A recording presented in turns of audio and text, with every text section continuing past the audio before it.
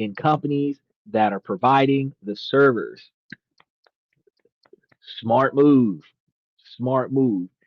Any data server companies that are contracted with the United States government are perfect now to invest in because those data companies are going to expand in their utility, and they're going to spend on their funding from the US to house 380 million people's multiple accounts, transactions going in and coming out.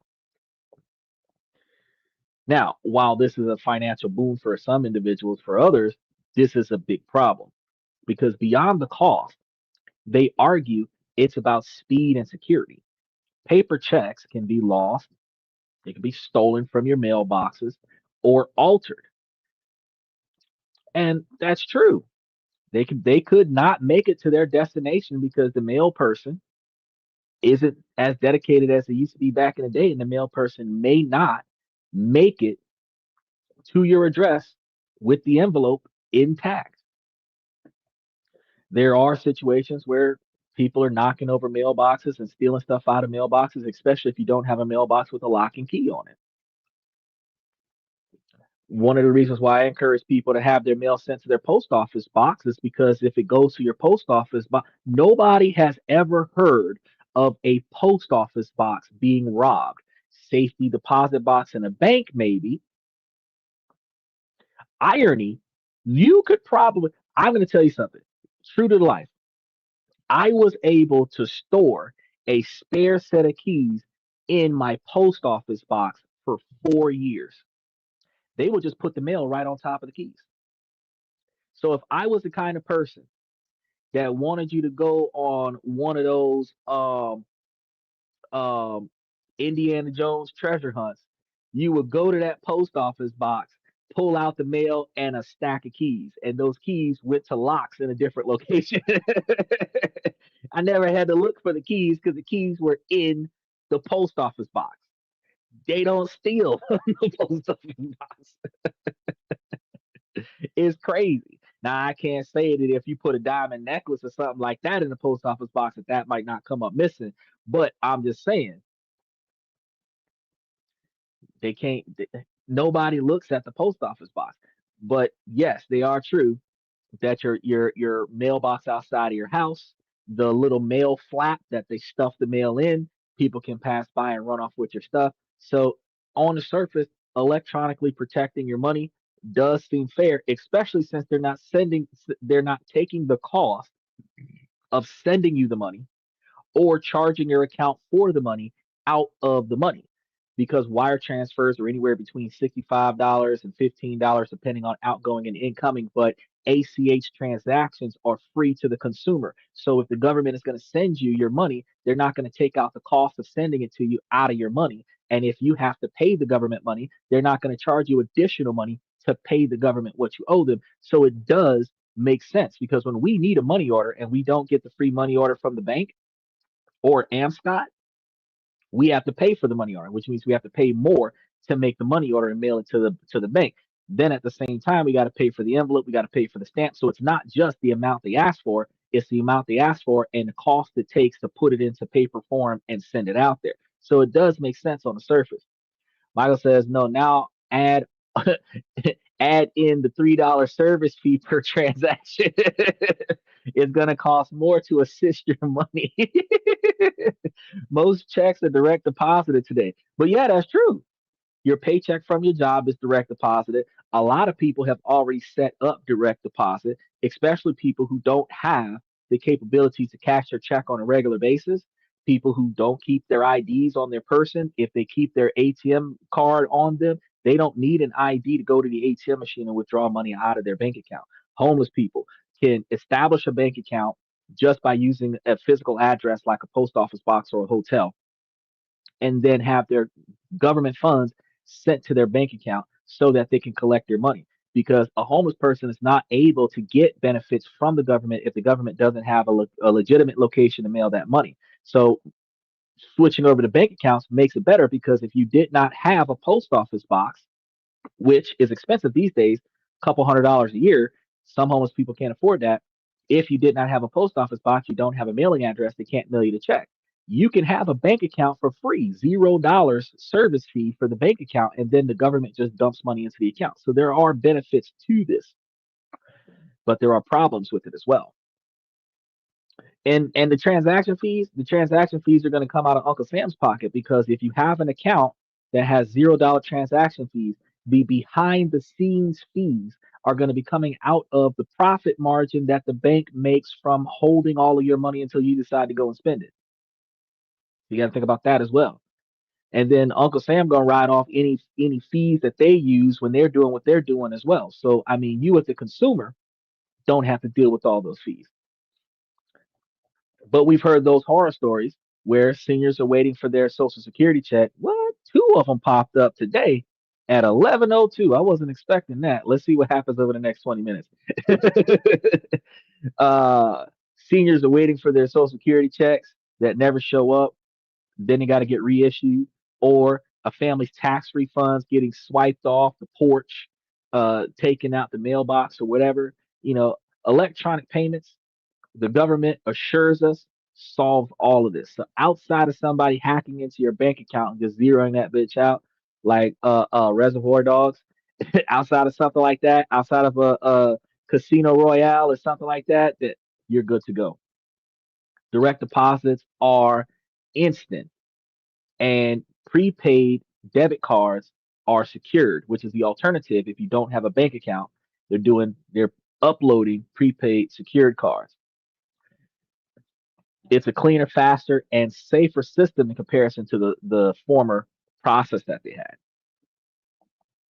Is that even estate sales in most cases have a chip reader for your card. I mean, you got to think about it. Most people are encouraged to have a chip reader. I even operate off of PayPal. And I used to have a chip reader. I have to get issued another chip reader. But PayPal has a chip reader. And then what was it? Square was the other thing that a lot of us use that have chip readers. And if you're doing any kind of business, you have some type of chip reader. People, for example, most of us don't walk around with cash anymore. So if you're operating a nonprofit, it is easier for you to facilitate the offer of a donation from an individual and then hand them a link to their phone where they can just put the amount that they want in their phone, and it gets direct deposited into the account of the donation, where they don't have to give you any cash. It is a very useful scenario, and I want to say about 69 or 70% of merchants are primarily utilizing debit card transactions, credit and debit card transactions. There's very few that are exclusively cash only, and there's far less that are cash only, but there are very few that are hybrids. More, almost 50% of them was supposed to be switching over to debit and credit only, electronic transaction only. And we were covering this over a year ago when we were talking about how cryptocurrency might become uh, the universal currency around the world, because first everything is going to switch over to digital, eliminating the need for paper, and then everything is going to switch over to crypto, microtransactions, which eliminates the currency exchange. Michael says, "Who's Uncle Sam? You and me. Put a saddle on me and ride me into the sunset." But they have fees. Oh yes, oh yes. Those card swipers have credit cards fees, and the merchant usually has to assume those fees. So usually, what the merchant does is that a merchant usually calculates the cost per credit card transaction fee, and then they either make a minimum purchase requirement where you have to buy a certain quantity of stuff, or they increase the individual product price to offset the cost of merchant fees. So if the merchant fees is 3%, where they'll charge you like $3 for every $10 that you, or 3% would be charging you $3 on every $100 that the customers spend in your store. Well, the merchant might raise the price of $100 worth of stuff to maybe 110 or $130, and then the merchant would then take that $3 fee out of the inflated price, and now the customer is paying for the credit card service. That's usually how inflation works, is that they offset these expenses onto their customers, and then people pay. They pay because they sometimes they need when inflation happens on groceries, and sometimes it wants when customers are buying frivolous items. And it's a but we're used to paying the cost to be the boss, and we're used to paying for convenience, and we're used to paying more for exclusivity. So if it if the price goes up, we're probably more inclined to buy it because it if it doesn't cost a certain amount, it's not valuable.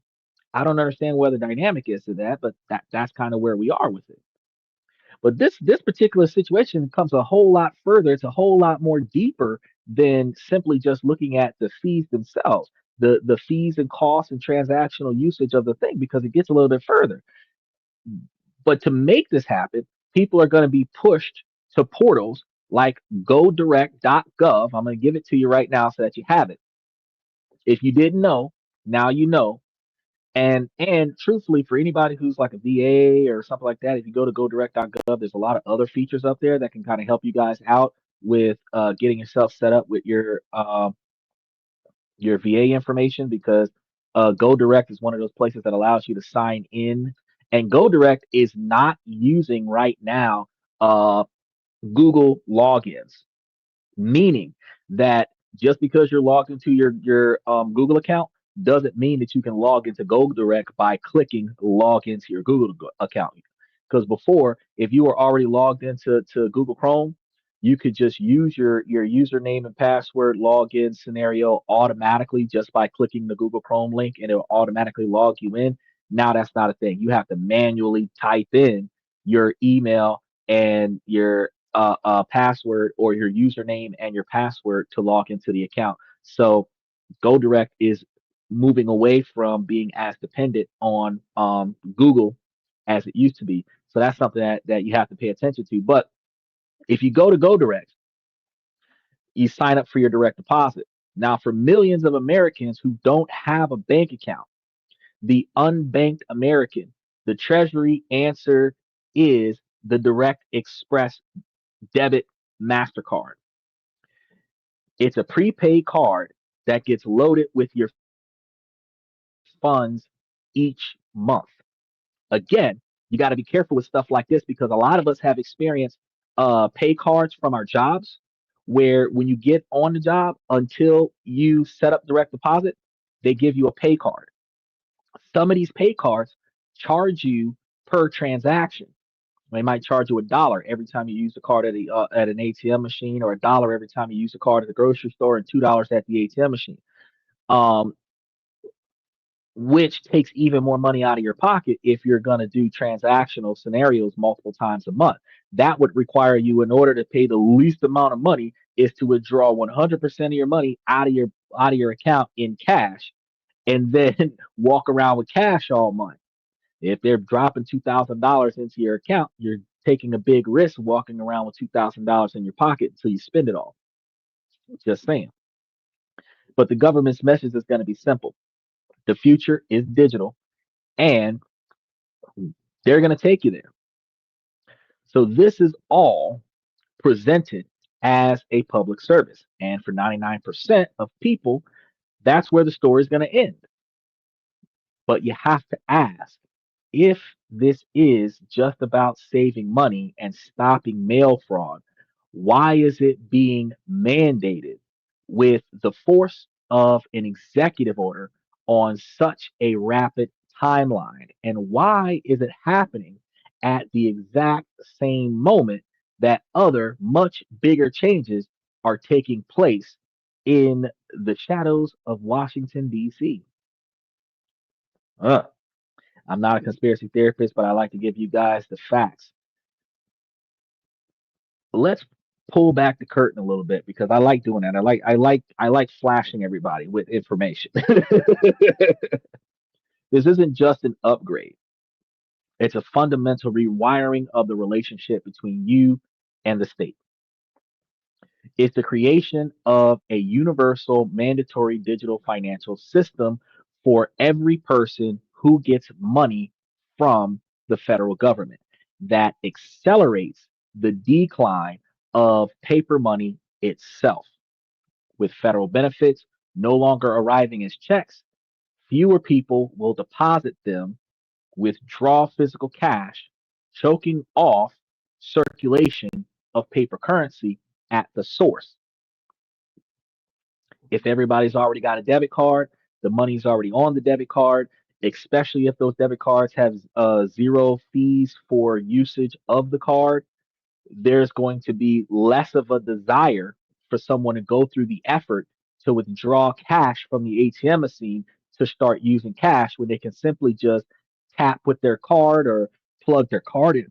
And those individuals that are tech savvy can take that debit card and upload it to their wallet, and then they can leave their debit card at home and use their cell phone to make purchases using Apple Pay, Google Pay, Samsung Pay, iPhone Pay, all of these other online wallet stores that allows you to consolidate all of your debit cards into one app that you just touch the phone using the NFC features, touch the phone to a cash register and charge everything through your cell phone.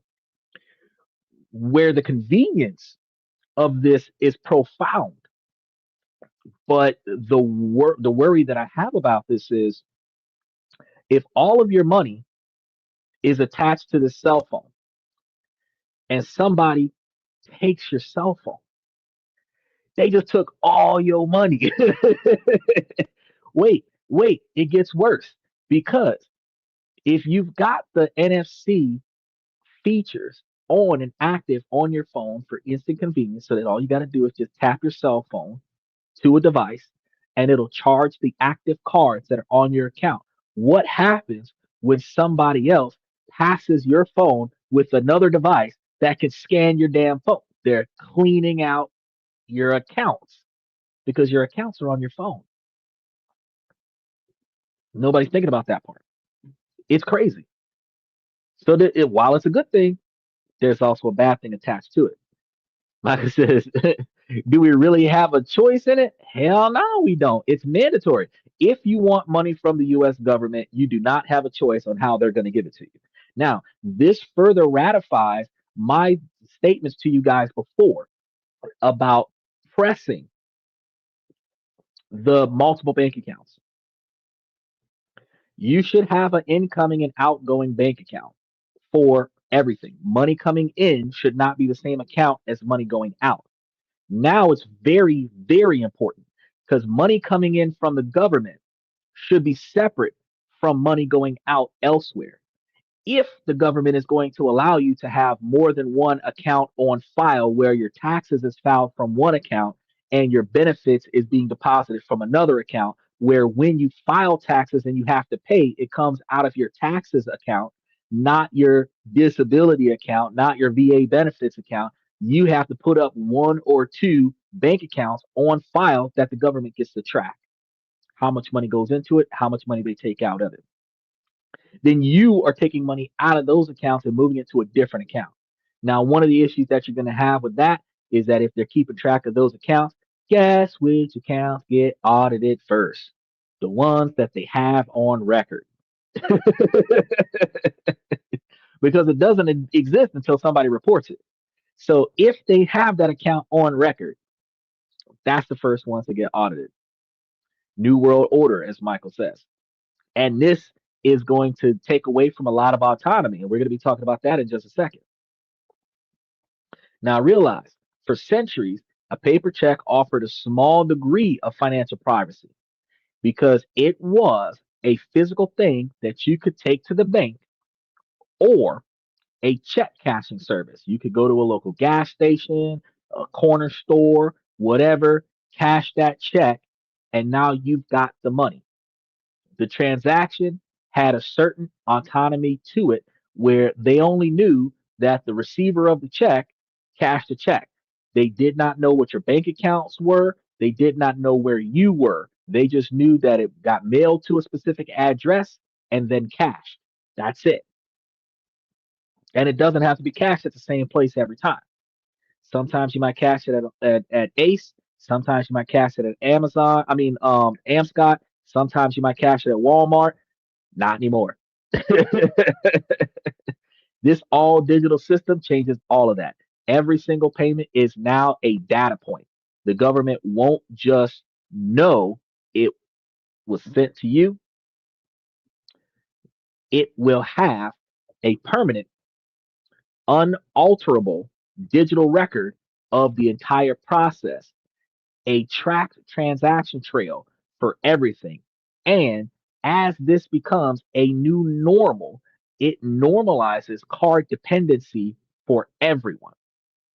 And who's going to benefit from this? The giants of the digital payment world, Visa, MasterCard, and the big banks will profit from a flood of new users and transaction fees, just like me and Michael's been talking about, tightening their grip on the economy. So while the promise of this process is just for record keeping and fraud prevention, it creates a powerful system of financial monitoring. It will put a stop to a little bit of the social security fraud and all of this stuff because if um, money is being sent to a specific bank account, it should be the recipient of the benefits. Damn, they sent me another one. That's three. Well, we're still live. It sends it directly to the bank account of the recipient of the benefits. So you don't have like that one story where that one guy was getting three or four different family members social security checks and those people have been dead for a while. That's stuff like that won't happen. Well, um,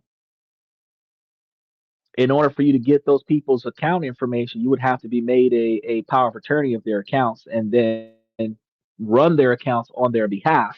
But each individual person would have a bank account.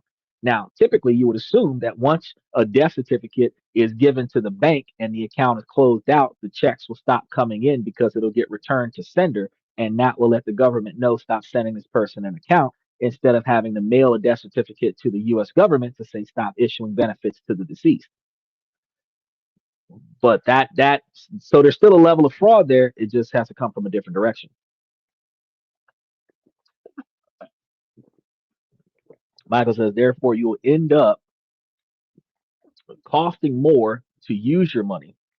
And this is good for the government, but bad for you and me. Yes, he is actually right. This is a terrible dynamic because the financially challenged individuals, the individuals that make less than $100,000 a year, everybody that makes less than $100,000 a year, financially challenged. Those of us that make less than 100,000 a year, and some of us that make less than 250,000 a year, are living from paycheck to paycheck. So now having to pay more money to get your money, utilizing more transactions because you've got your credit card fees, you got your debit card fees, you got your bank fees, you're getting taxed to spend money, you're getting taxed to make money. So that's two levels of taxation. The inflation is a son of a bitch, right? It's terrible. But what about those unbanked individuals? Some people that are unbanked due to poverty can't afford to sustain those bank accounts. Don't have the proper information to establish those accounts and maintain them. But many others are unbanked by choice because they simply don't trust big banks and value their privacy. Those individuals who would prefer to stay off the grid. This mandate effectively ends that choice. So all of those sovereign by choice individuals who either verbally or officially renounce their citizenship to be off the grid on their land, uh, you can't be off the grid no more. You can't exist in the government and be off the grid. They gonna track you some kind of way.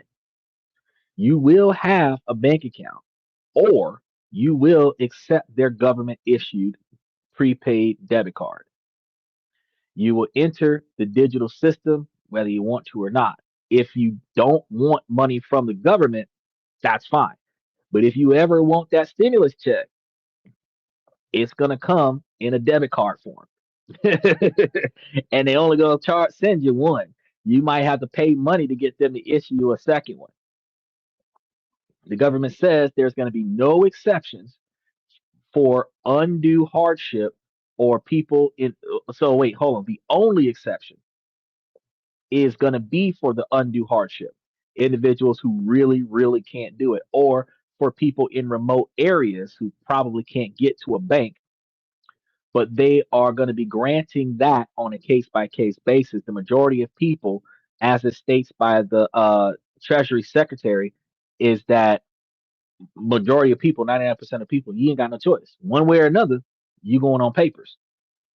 The overwhelming message is one of compulsion.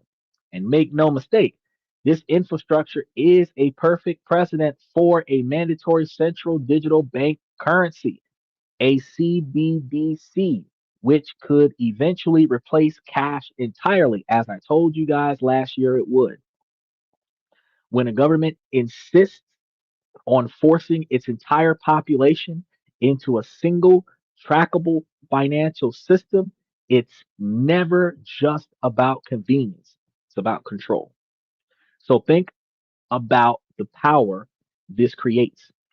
In a purely digital world, access to funds can be frozen with a keystroke, where we're going to be building a system where the government holds the master switch to the finances of tens of millions of citizens. And amid it all, this is going to be the conversation about cybersecurity, and it's going to be a very shockingly quiet discussion because this is an issue that not too many people really pay attention to. We just go with the flow. Some of us have already been doing this for so long we don't really care. But if we're consolidating the financial data of our most vulnerable citizens into what will surely become a prime target for hackers, the official story is safety. But aren't we just creating a massive single point of failure? I mean, this move isn't a solution, it's the groundwork for something much bigger. Remember when Elon Musk was getting everybody's social security number and everybody was complaining about the fact that he, with Doge, that he was drilling through people's financial privacy when they filed tax returns for audits and stuff? Well, not only do we have to deal with the hackers for that scenario, now with everyone's bank account, and a lot of people only have one bank that they do all their business with. They don't have three, five, seven, nine bank accounts. They have one bank that they do business with. And that bank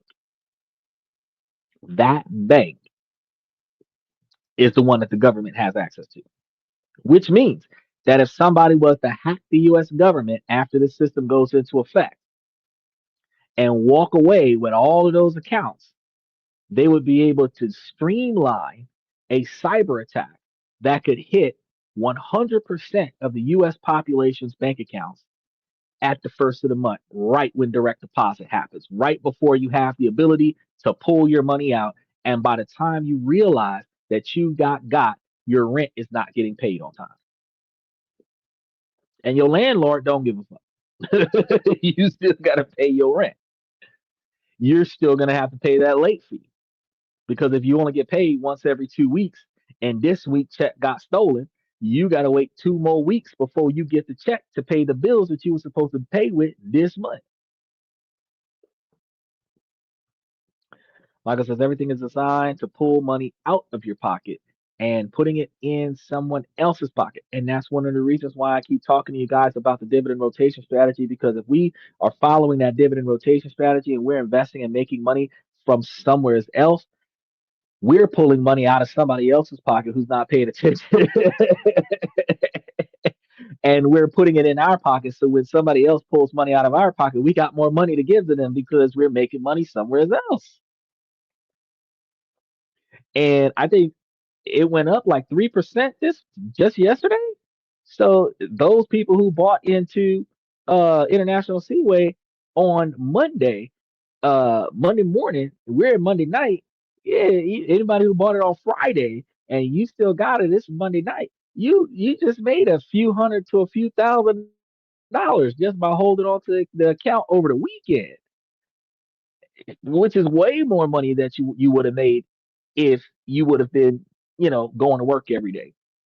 You start putting $100,000 into a stock market where you can start making $1,000 a trade or $2,000 to $3,000 a trade, where you're making $4,000 to $6,000 a month off of your stock option. You're clearly over the $100,000 a year ratio situation. Well, not really, because in order to have $100,000 a year, you're going to be needing something close to $9,000 a month.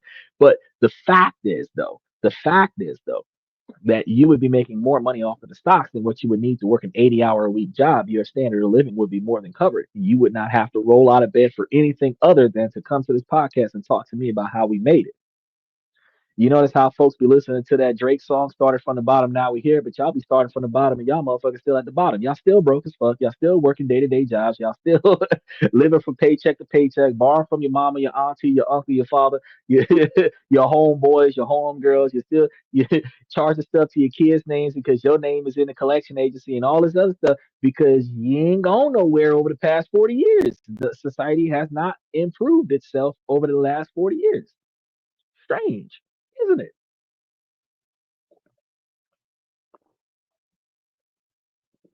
Like I says, if you have a social security number, they know everything about you.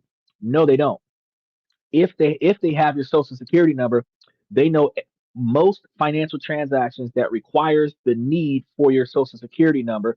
If you're not smart enough to use your LLC or your C corporation for all financial transactions, which is why I taught everybody about building an LLC or a C corporation, even utilized on a shell corporation level, you still have a transactional ability to set up everything under the name and tax identification number of a business entity.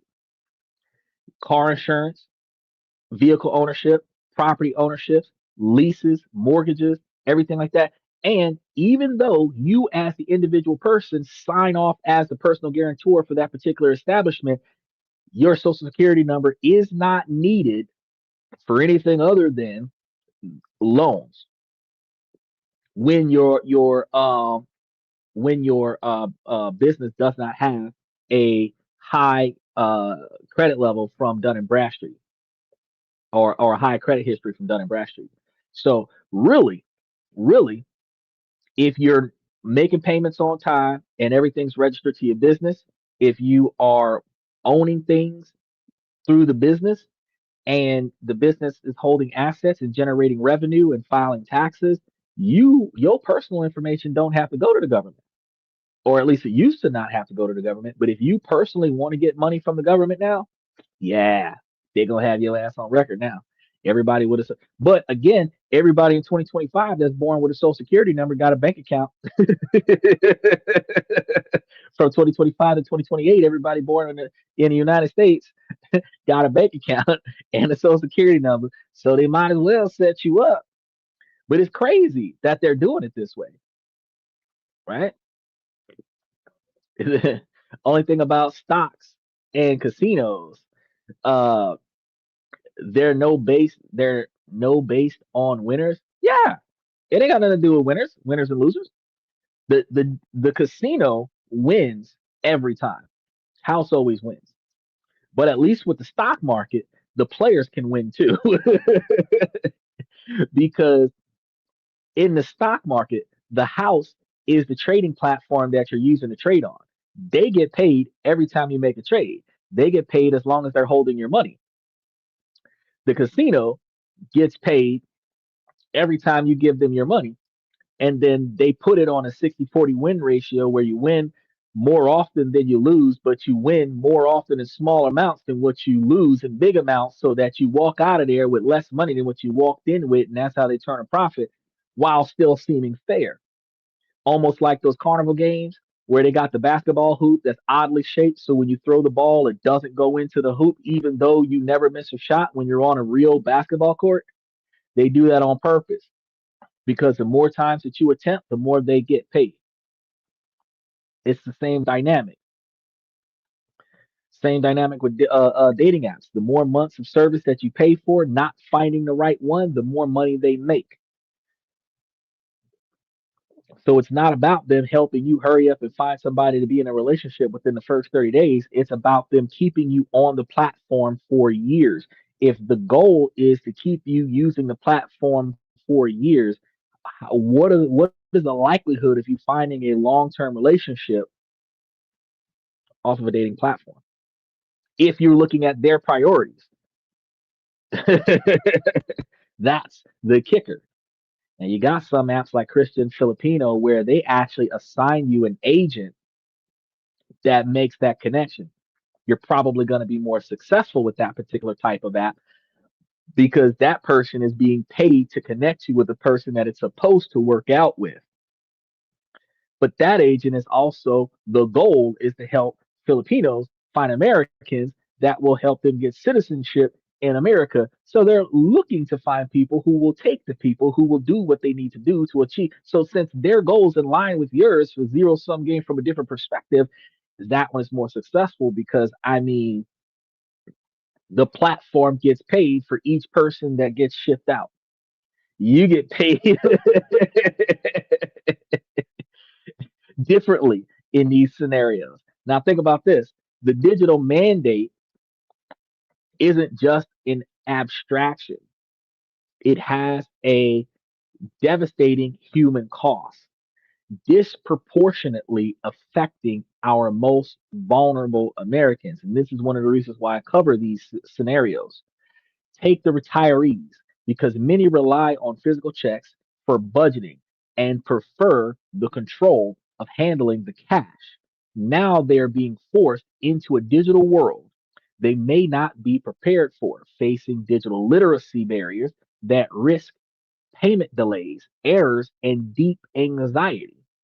I know for a fact that I have family members that I handle their budgets for them because they don't know how to use an email. They don't know how to log in online. They don't know how to check their bank accounts through their cell phone. They have to leave the house and go to the bank and make sure that their money is the way it's supposed to be.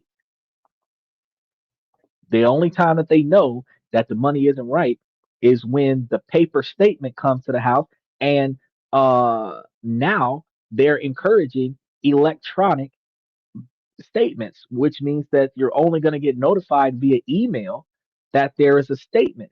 And if you miss the email or don't know how to log into your email to see that statement, you don't even get told by the bank that there is a banking error until they send you that little postcard that says that you have an NSF fee on your account.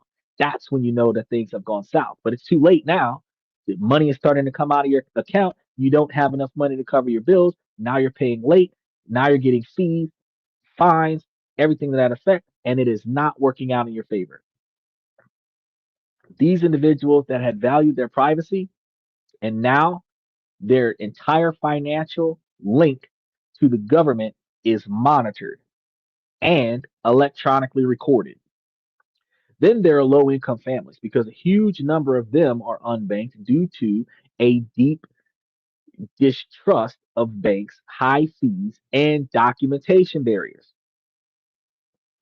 And documentation barriers could be not having a stable address, not having a stable income to be able to cover bank fees. There's a lot of areas. You have undocumented individuals that don't really want to be on record because they don't want the United States to know that Trump didn't get them in the first wave of deportation in May and June.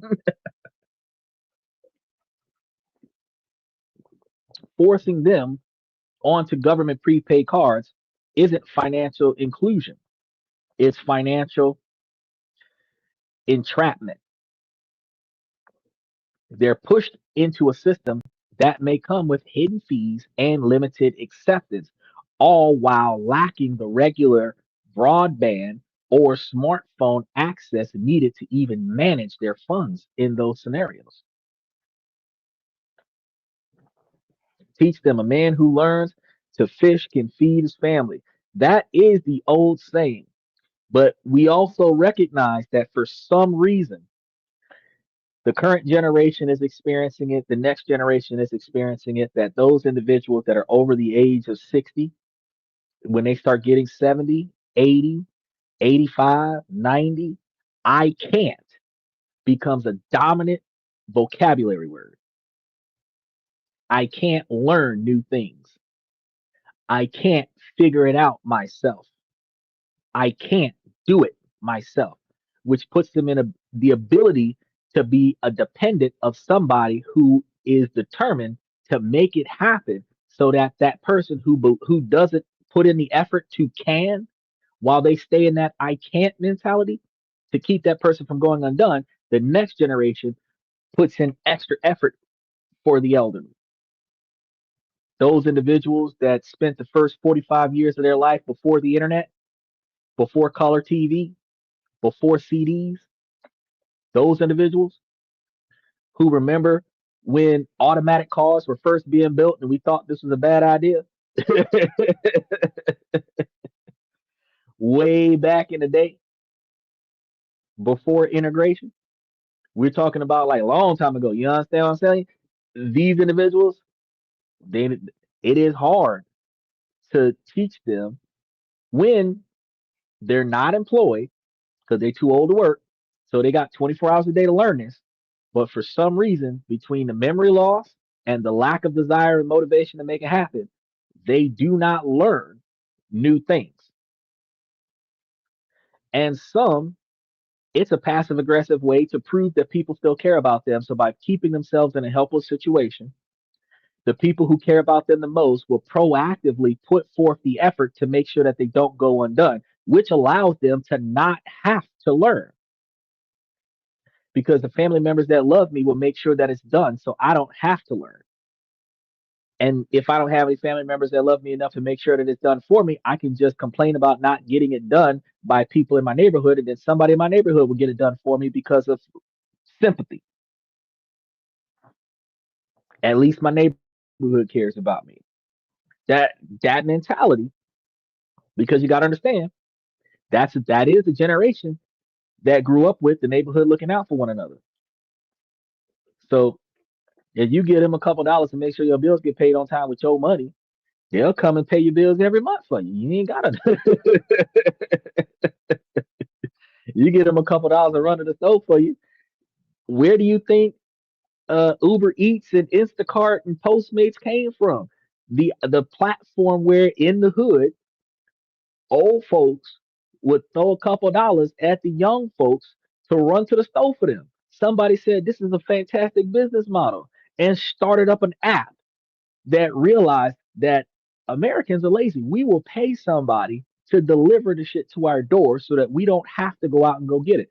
And Lord knows the situation shifted gears when they allowed you to get free delivery.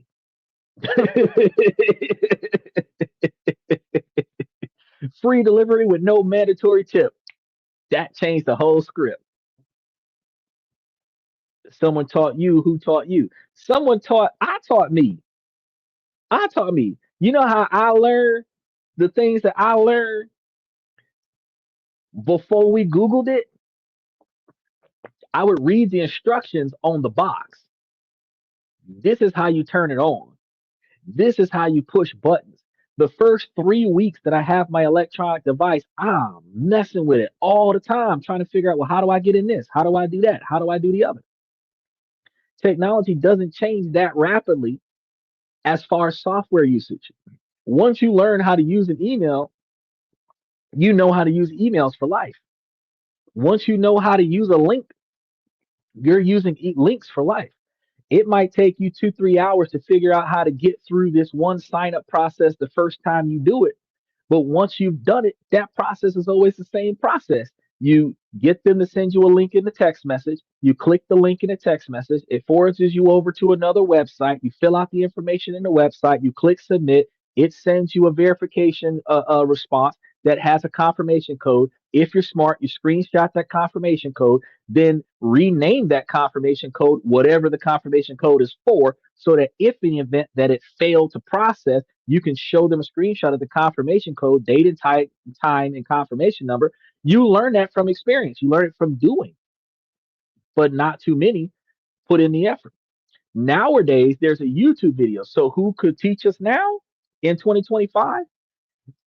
If you ain't got nobody around you that knows how to do it, you can simply go into your cell phone or your smart TV, type it into the text message, how to do X, Y, and Z, click video in the Google search, and there's a bunch of videos, how-to videos on how to do most things in this country.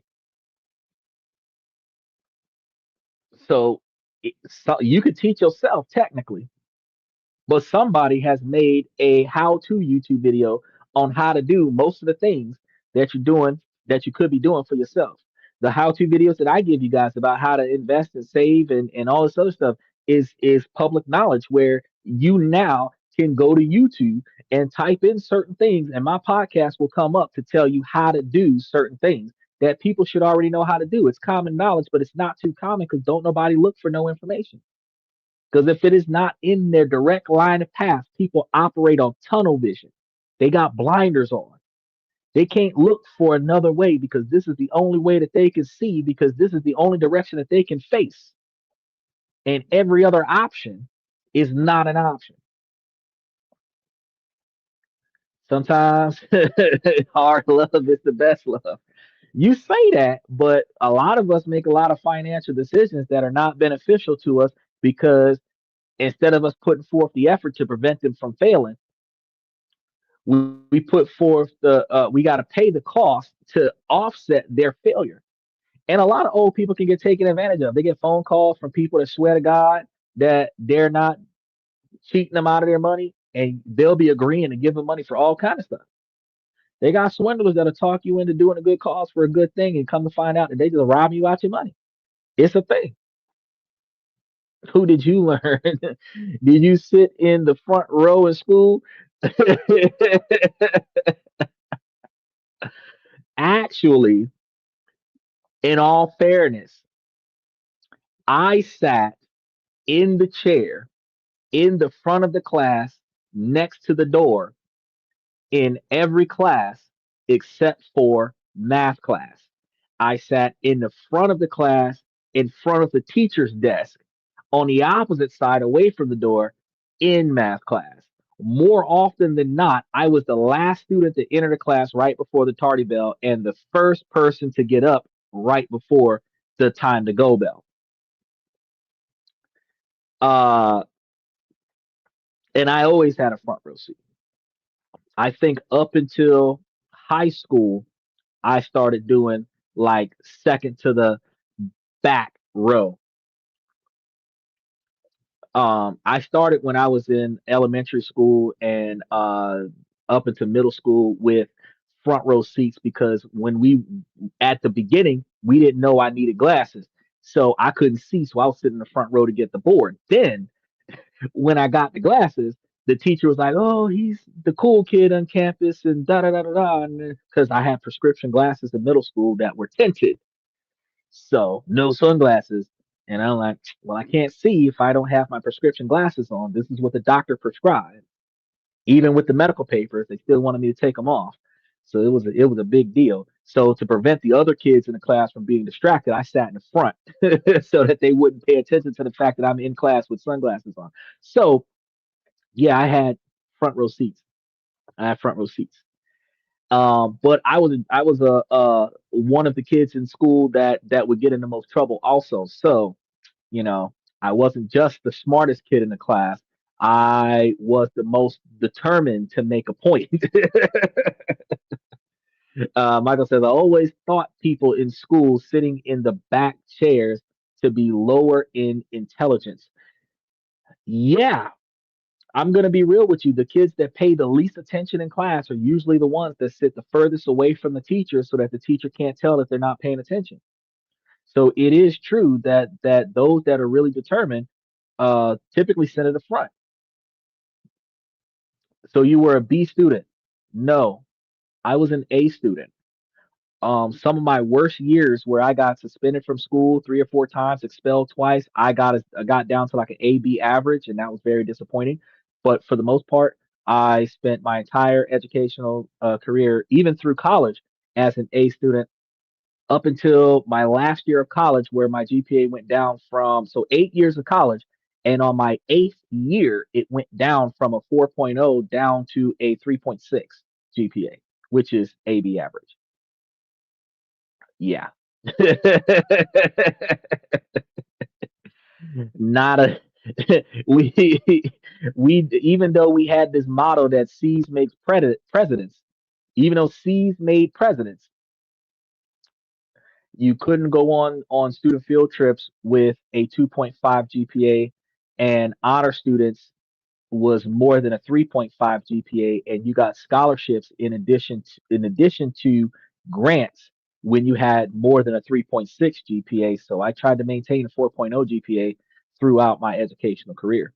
Graduated high school with honors, even though I only went to school 6 months out of the year. Because you got to understand, I got suspended for 3 to 5 days every week for fighting. And I would change schools twice a year for fighting. So, and they were round robin because there was only like 4 schools in my district, and I would attend all 4 of them every year for fighting. Nevertheless, I made it a point to know more than the people around me about the topics that we were talking about. I did not enforce my opinion on people as a know-it-all. However, if the teacher was wrong, I would just remind the teacher that based on the information that I've come across, that's not correct. I learned, don't make the leader of the class look stupid. Just pull them off to the side and mention to them, that's not correct. Because if you make the authority in the room look like a dumbass, 8 years, 8 years is slow. No, if I got 3 degrees in 8 years, and typically they're 4 year degrees, and I got 3 of them in 8 years, I managed to do it 4 years faster than individuals that would normally get. No, most students do not graduate in 4 years. Actually, most students graduate in 6 years on 1 degree because the degree requirement is 150% of the degree time. So a college degree that is scheduled to be 4 years usually takes 6 years. And it takes 6 years if you have no prerequisites. If you have prerequisites, it takes more than 6 years. If you look up a microbiology degree has like 255 credits to get the microbiology bachelor's degree. And that's irony because uh or at least that when I was looking at it back in the day, because you have the prerequisites and the core classes. So the 60 credits is supposed to be 4 years at 3 credits per class. That doesn't make sense, does it? 60 credits for your degree over the course of 4 years at 3 credits per class. You're looking at what, 20 classes over the course of 4 years? That doesn't add up. You're doing that's like 5 classes a year, right? Which again doesn't add up because if you have 5 core classes per year, why are you taking 4 to 5 classes per semester every semester for 4 years? The math doesn't add up. 3 degrees in what? Oh, well, microbiology, communication and health, and computer technology. Where each one of those degrees are 60 plus credits apiece because of the prerequisites that are and the electives in addition to the prerequisites. That none of that stuff is listed there. So it's 150% of the requirement in order to achieve a degree, which means that a 4-year degree will take 6 years, and I got three 4-year degrees in 8. Yeah. They also have career students, students that go to college just to get the government money, because as long as you were in college until Donald Trump changed the model, you could get grants, you could get scholarships, and you could take out student loans, and you had a line of student credit. So you had some college students called career students that would go to college for 20 years, not graduate, because as long as you're an undergrad and you haven't qualified for a degree, I think they allow you to change your major 2 or 3 times before they just walk you out of there with a general education degree. But that means that you could probably cross like 500 credits worth of classes and rack up $500,000 worth of student education costs. And if they're giving you $25,000 a semester, 3 semesters a year, and out of that 25,000 or $30,000 a semester, they take like a portion of that and give you the other half. You're getting like 15 to $20,000 refund every semester, which means you're banking like 45 to 50,000 a year to be in a full time college student.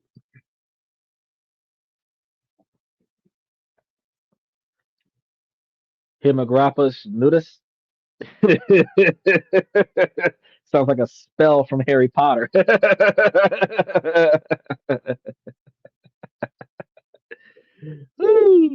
We doing too much.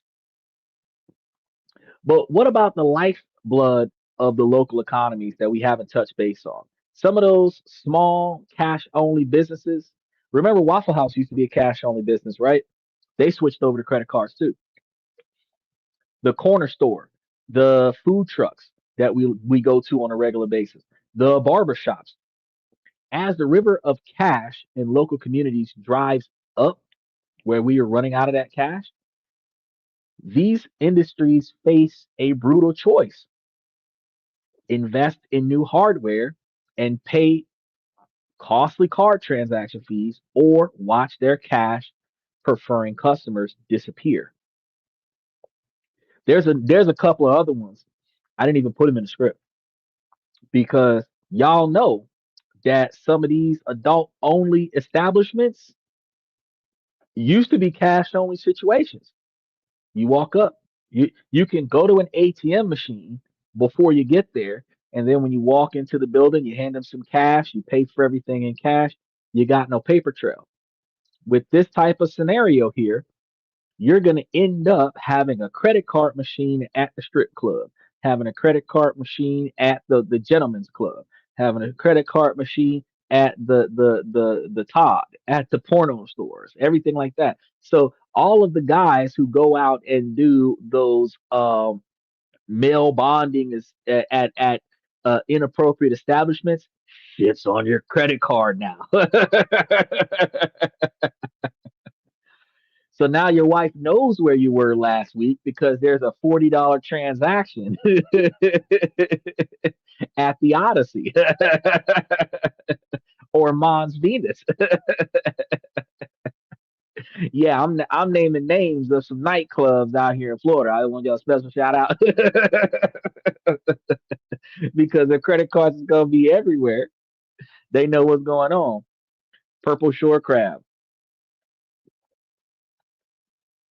Well, just because I studied biology does not mean that I am master in agricultural or sea life. Biological organism, microbiology actually focuses more on genetics, more on a microscopic level.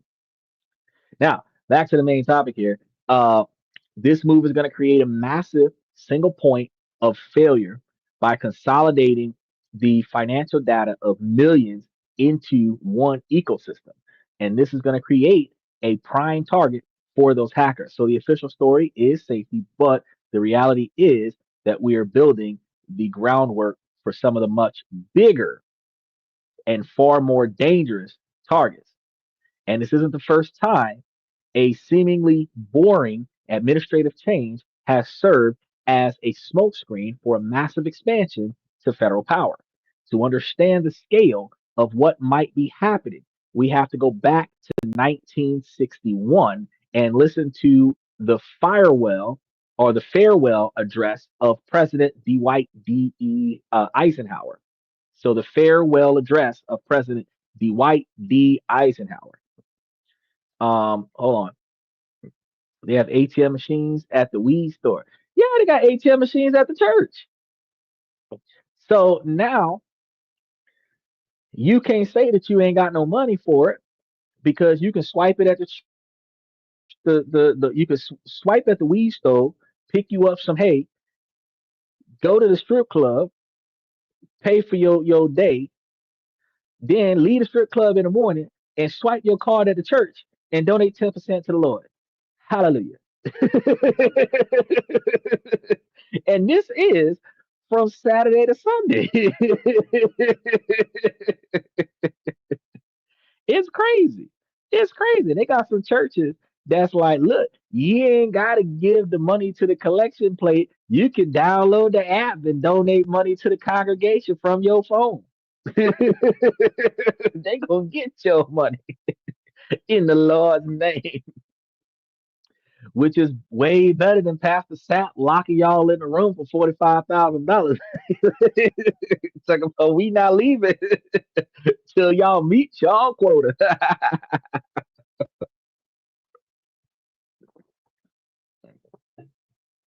In President Eisenhower's first message, Eisenhower didn't warn of foreign armies.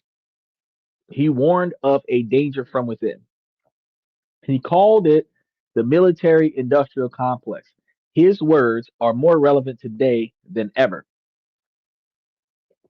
In the councils of government, we must guard against the acquisition of unwarranted influence, whether sought or unsought, by the military industrial complex. The potential for the disastrous rise of misplaced power exists and will persist. That's what he said. Now, he was describing the symbiotic loop between our armed forces and a massive private arms industry. The military needs weapons, corruption profits from selling them, and those corporations lobby for policies that create a need for more weapons. It's a perfect self feeding machine. It needs conflict, it needs tension, and most of all, it needs a constant, ever growing flow of your money. The complex Eisenhower warned about is no longer a potential threat. It's arguably the most powerful political and economic force in the world right now. What do they do? Roll the ATM machine down the aisle? No, they put the ATM machine in front of the door. So look, you got certain churches, they got the ATM machine. Soon as you walk in the door, you see the ATM machine before you go into the room where the pews are to go sit down and listen to the man talk. Then, excuse me, you got some churches that got the ATM machine inside the room with the pews so that you see it when you look at your wallet and ain't enough money in there. You got the thing. Then you got other churches that are having church online and in person at the same time where they telling you where to download the link so that you can donate online if you ain't bring no money with you. They not playing no games. They gonna get your money. They gonna get your money in the Lord's name. But even this military beast has limits. It's constrained by congressional oversight and the logistical headache of moving huge sums of money through an old bureaucracy. So to reach its final form, the complex needs two things: a reason to radically expand its mission and a financial system so fast and seamless that money can be moved with minimal friction and even less public scrutiny. And that is exactly what seems to be falling into place right now. This new financial pipeline isn't just for you, it's a pipeline built to channel the nation's wealth directly into the heart of a newly unshackled military machine. And that brings us to the whispers coming out of Washington, D.C. A shocking idea that, if true, would redefine America's place in the world. Y'all, what he said, remember to like and subscribe.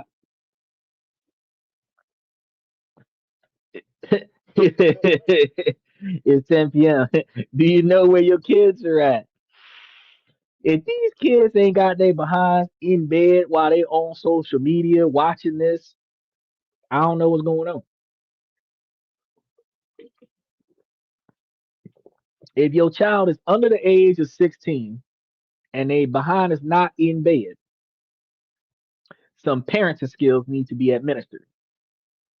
If they're over the age of 16 and they behind is not at work right now and not in bed, you need to rethink some parenting skills. And if they're over the age of 18 and they not at work and they not in bed, they need to be packing their bags and moving up out your house.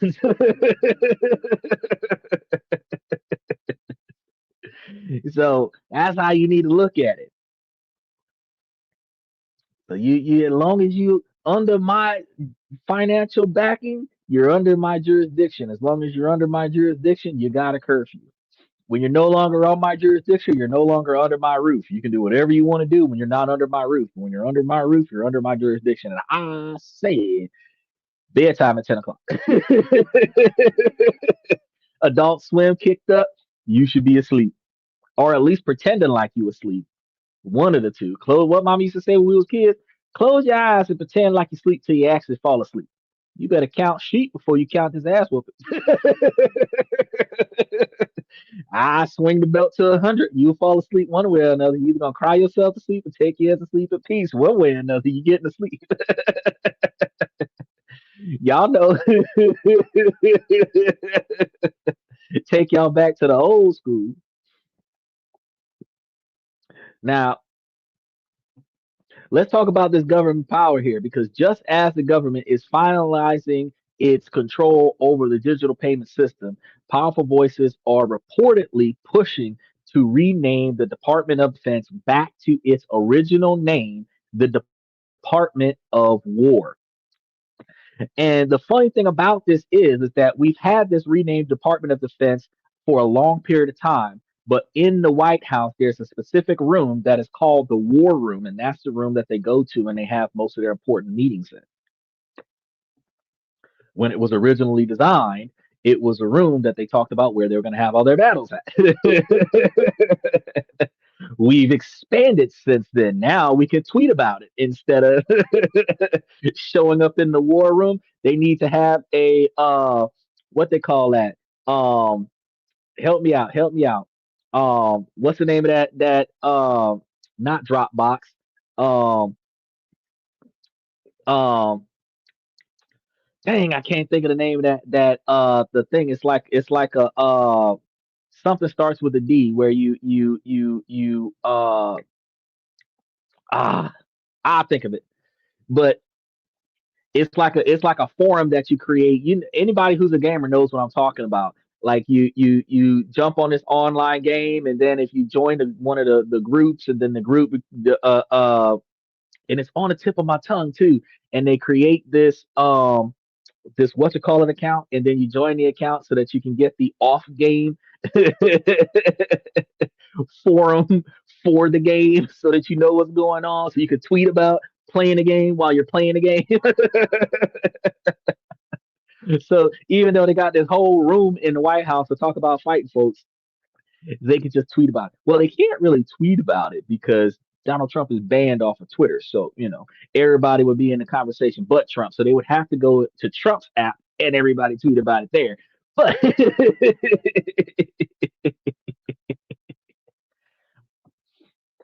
um, there's that. But think about it. Think about this. Um, This wouldn't just be a cosmetic change, it would be a profound statement of intent. So, for over 70 years, the name Department of Defense was meant to signal that Americans' military was a defensive purpose to maintain peace through strength. Reverting it to the Department of War casts off that pretense entirely. It's a blunt declaration that the primary purpose of the American military is not to defend, but to wage war.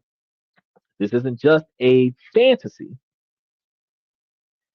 Inside sources claim that influential lawmakers like Senator Rick Scott and Mike Lee, along with Representative Greg, what is his name, Stebby, are already drafting legislation to make this happen, supposedly calling the Department of War Restoration Act.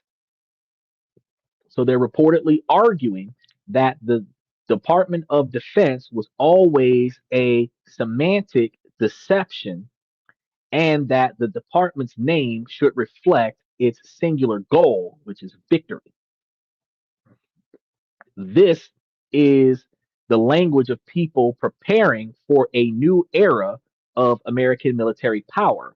He's already putting up $600 billion for the defense bill so that he can finish building that wall from California to Florida, blocking the. Well, no, actually, it's really going from California through Texas uh, to block out um, people from walking onto American soil on land, not underground, and the 30-foot some odd long wall with the picket fence at the top. I seen pictures of it.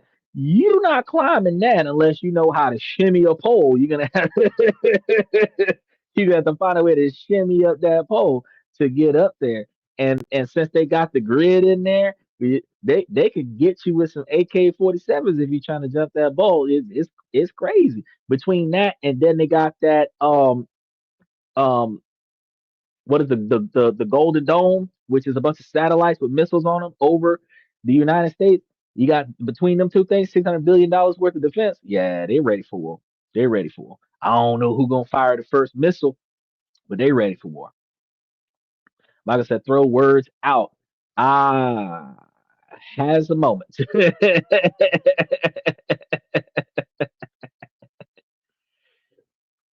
And recognize this: who is being floated to lead the new department?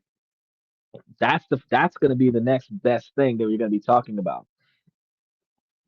The new Department of Defense has names like Pete Hegseth and Fox News contributor, in addition to a combat veteran, keep coming up. I don't know who this guy is, but Pete Hegseth is supposed to be one of the names that's supposed to be running the new Department of War. The same way Donald Trump added a podcaster that was a stern supporter of Trump's position as a member of his cabinet. It's crazy how they're grabbing folks and say, "Hey, you're gonna keep America going in the direction that we want America to go in." Now, this man's an outspoken critic of what he sees as weakness in the military establishment, and appointing someone like him would signal a clean break from the past, forging the department into a leaner, more aggressive fighting force. So you have to ask, why now? The architects of this vision seem to be believing that the era of defense is over and an era of unapologetic American dominance must begin. Now, this name change would be the psychological cornerstone of that new era and is meant to prepare the American public for a state of perpetual conflict and a signal to the world that the sleeping giant is now open, sharpening its sword, which actually brings to light a whole side topic because when you think about how the Second Amendment gave American citizens the capabilities to defend themselves on American soil by owning and possessing firearms in a lot of places. And there's a lot of states that are now starting to pass bills and pass laws to authorize responsible law-abiding citizens to own and possess concealed carry in schools and churches and some hospitals in certain areas. You got to check your laws as they change.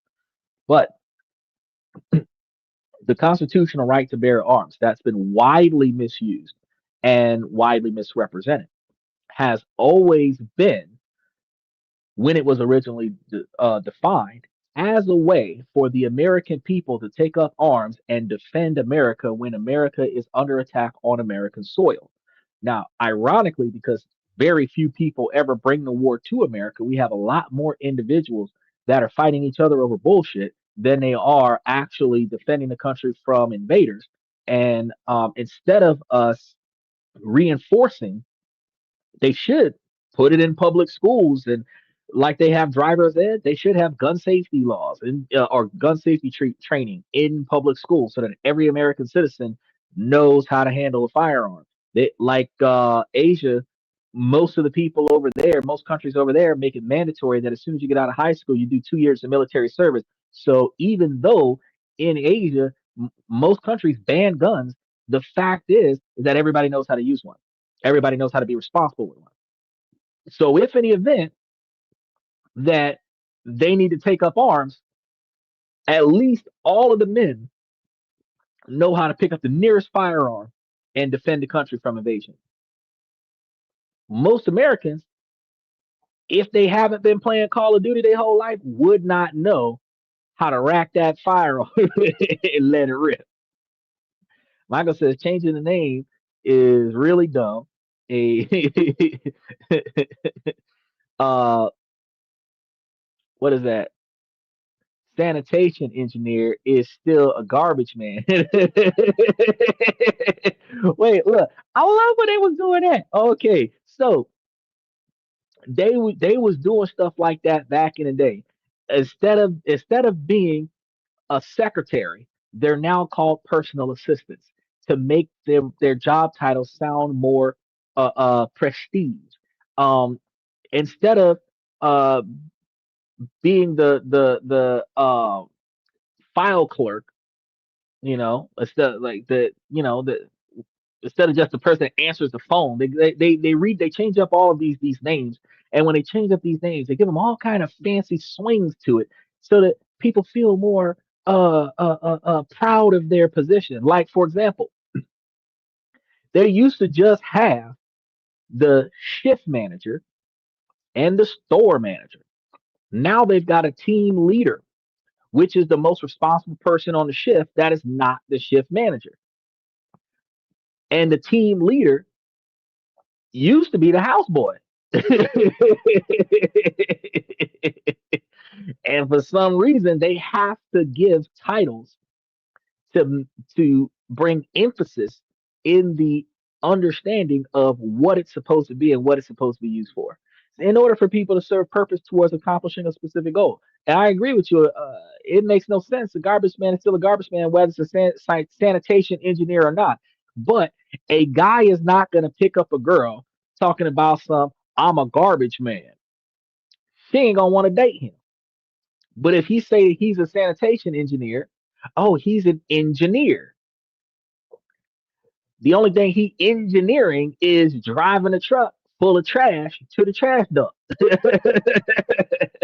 And that's if he lucky, because he could be one of the guys riding on the back of the truck, picking up the trash or throwing it into the truck. Engineering. Make no sense. War in 2027, China versus Taiwan. China and Taiwan is the same thing. Like North and South Korea. Which will pull America directly into conflict with China. Nah, I don't think so.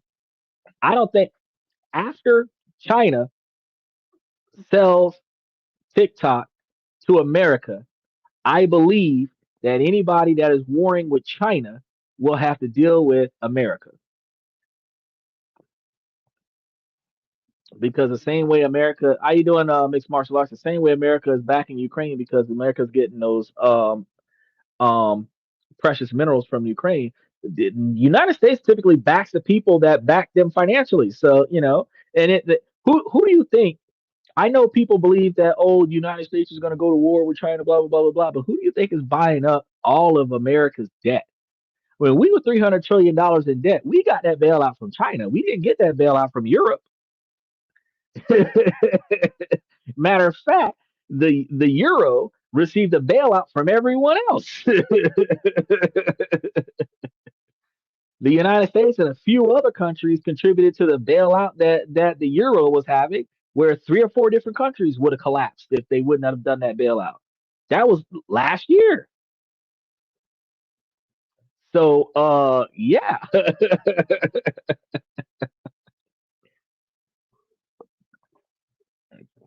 But let's connect the threads here. On one hand, a mandatory fully digitalized payment system. On the other hand, a philosophical rearming of the US military under the banner of a new Department of War. Seen separately, their bureaucratic update and a hawkish policy idea. Seen together, they could be two halves of the same terrifying plan. You just have to follow the money. Think about this. Typically, most Americans pay taxes rather than get refunds from taxes. The poor Americans get refunds from taxes, but most Americans pay taxes. Whether the business pays the taxes on behalf of the employer or the 1099 or self-employed individual pays taxes to the government directly. What happens here is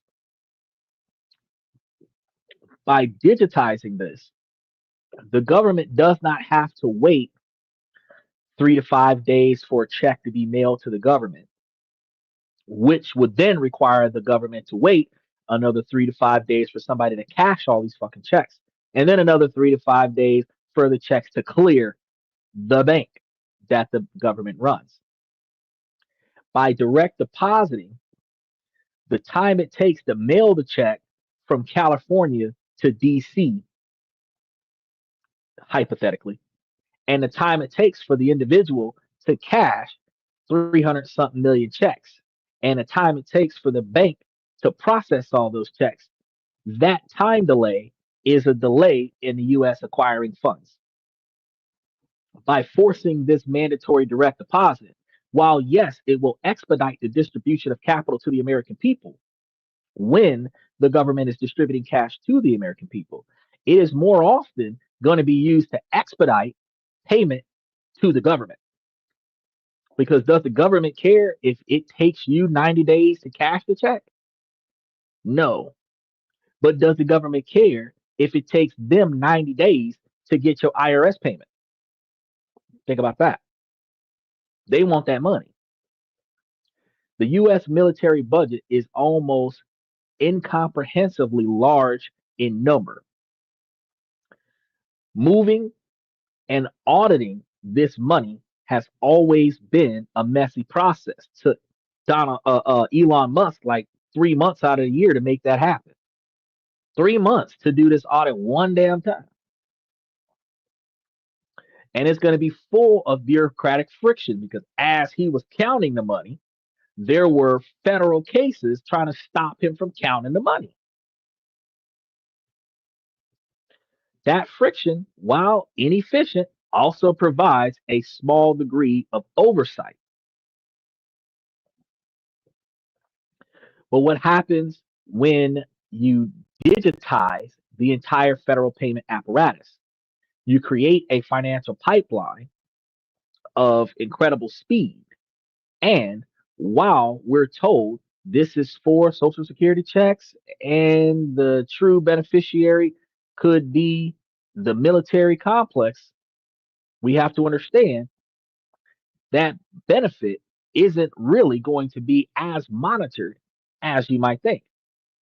Imagine the budget of a new Department of War flowing through a brand new state of the art digital pipeline, trillions of dollars moving at the speed of light This is where the black budget, which is classified spending on secret projects, becomes critical. Now, I know we were talking about dark money during the election, and a lot of the shows got restricted when we were talking about that because dark money is unsanctioned money coming from lobbyists that is controlling the political operation. But this black budget is unsanctioned, undiscussed spending. One of the reasons why Elon Musk was able to find billions of dollars in places that it wasn't supposed to be was because somebody authorized the relocation of that money and nobody else knew. And when those people who were allocating that cash were no longer in the position to operate that money, nobody knew that money was existing in that account. And that's the reason why Elon was able to find money that was not being appropriately utilized to reincorporate it back into the budget to be appropriately utilized. It wasn't because somebody was stealing the money. It was because the money was being misplaced deliberately and then being misused off the books for whatever purpose it was being used for. And this is going to become very critical. With a fully digitized high speed system, the ability to obscure and funnel money into these black budgets could increase exponentially. So, how do you audit a system where trillions can be rerouted with a few keystrokes? Because their purpose is going to be hidden behind layers of digital encryption. It could become a dream for those who want to spend public money with zero public accountability, but it could become a higher burden for individuals who want to know where their money is going. Now, this financial restructuring could give the executive branch and the new Department of War an unprecedented ability to fund military operations with a speed and secrecy that Congress simply can't match. Because how the hell do they know where money is going if it's already there before Congress can schedule the hearing? We are witnessing a consolidation of power, financial and military, into the hands of the executives. Michael says $895 billion for defense in 2025, where 600 billion of that is going between the Golden Dome, which is a satellite system, and the wall. Yeah, I don't know what the other 295 billion is going towards, but 600 billion of it is going towards the wall and the Golden Dome of America. He's in $1.1 trillion for defense in 2026, which means they plan on increasing the bill by $300 billion. I don't know what they're trying to buy with $300 billion. Like tanks on dualies? Are they trying to get subs with hydraulics on them? Like I don't understand what else can you get for an extra $300 billion? Like are they gonna have gold tinted windows on all of their CIA SUVs? Like what's up? A lot of times this is payroll. A lot of times this is payroll. This isn't just the development of weapons or equipment. A lot of times this is salary increases for a lot of the upper management that makes those black site decisions. People who live to work who don't technically need that money. The end of the paper checks might be the key that unlocks all of what we're going through right now, all of what we're looking at right now, providing that pipeline needed to fund a newly aggressive war machine far from prying eyes. So the end of the paper checks isn't just an inconvenience, it's the foundation of a new system of financial control.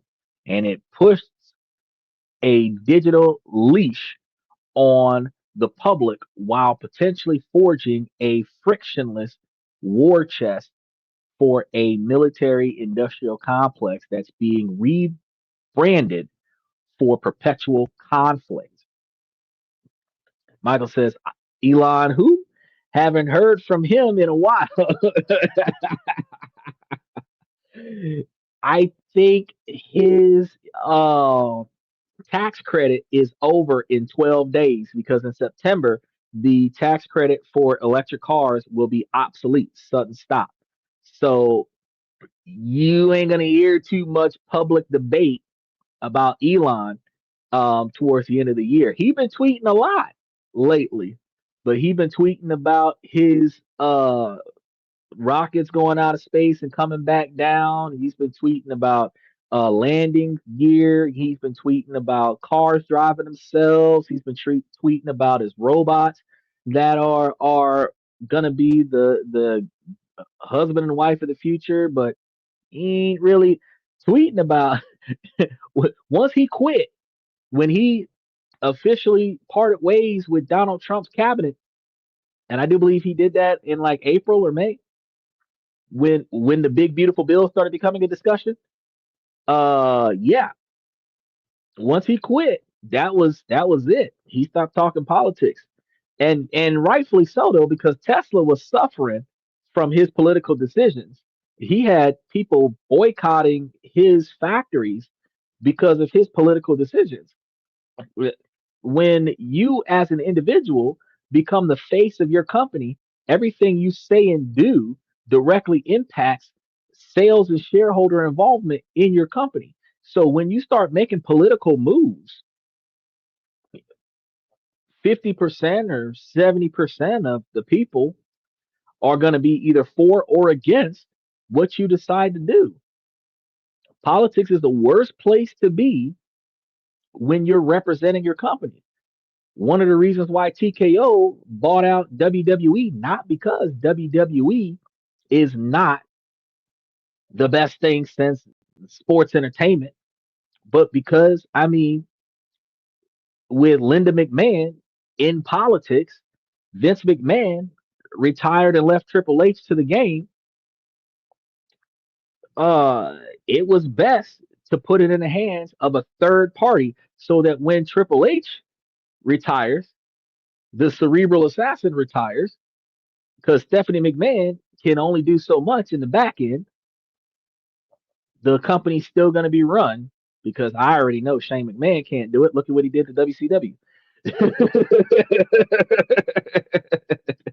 Look at what happened to ECW. They got bought out and they dissolved. Um, and actually, you got to think. I think TKO got their hand in a lot of the sports entertainment companies. But the fact is that when you make yourself the face of a company, it's fantastic to be the face of a company. But like Donald Trump, when Donald Trump did it, Donald Trump made himself the face of a lot of things. He coined his name as a brand, but he stayed out of politics until his brand was that large, and then he dove into politics. He already has a very, very large backing to the magnitude that when he was into politics, he already had the majority vote when he was talking about running. I think he's talking about running 4 to 6 years before he actually ran. When he first debuted on the WWE, having the Trump bills raining from the sky, when Obama was still in office. Then, he come out there and start doing what he's doing. But yeah, Elon, Elon's a very smart guy. He's going where the money's at, and the money ain't at the White House. So he walked away from the White House, and I don't blame him. I don't blame him. If I don't agree with what's going on, then I'm going to make it clear I don't agree with what's going on. And if that requires me to change positions, then I'll change positions. Eisenhower's warning wasn't a history lesson, it was a prophecy. He told us to guard against the acquisition of unwarranted influences. Today, that influence is being systemized and digitized into the very infrastructure of our government. And the official story is about to modernize payments when that's not really what's going on, because the real story might be about modernizing power and aiming it squarely at the expectations of war. I think it was Benjamin Franklin that said it better, something to the magnitude of us not sacrificing our rights and civil liberties for security, or sacrificing our security for rights and civil liberties, because if you have to sacrifice one for the other, you don't deserve either. And that's not exactly what he said, but that's about what he said. And it does make a lot of sense that you are entitled to all of your rights and all of your civil liberties, including your right to protect yourself the way you want to protect yourself. And if you have to sacrifice your safety and your security for your liberty and your freedom to do everything, then you don't need either one of them. And the last time we had this discussion was when we were talking about the first year that they were imposing the marijuana card, because medical marijuana first started coming out, and people were offered the medical marijuana card if they were willing to forfeit their Second Amendment right to bear arms. Some people who currently wasn't carrying firearms took it upon themselves to adhere to that. Now, in those cities, in those states, those people are not allowed to bear firearms for any reason, because they forfeited their constitutional right to do so, just so that they could smoke weed. Here in 2025, the laws have changed, which does not change the contractual obligation that you signed upon, grandfathered into the old system, that now you don't have to forfeit your Second Amendment right to carry firearms and still be able to smoke weed, because you don't necessarily have to even register to smoke weed. Since recreational weed is starting to become more and more allowed, which means now you can smoke a blunt in front of the cop and less likely to get arrested for it. It's crazy. So you got to stop and think about what's going on.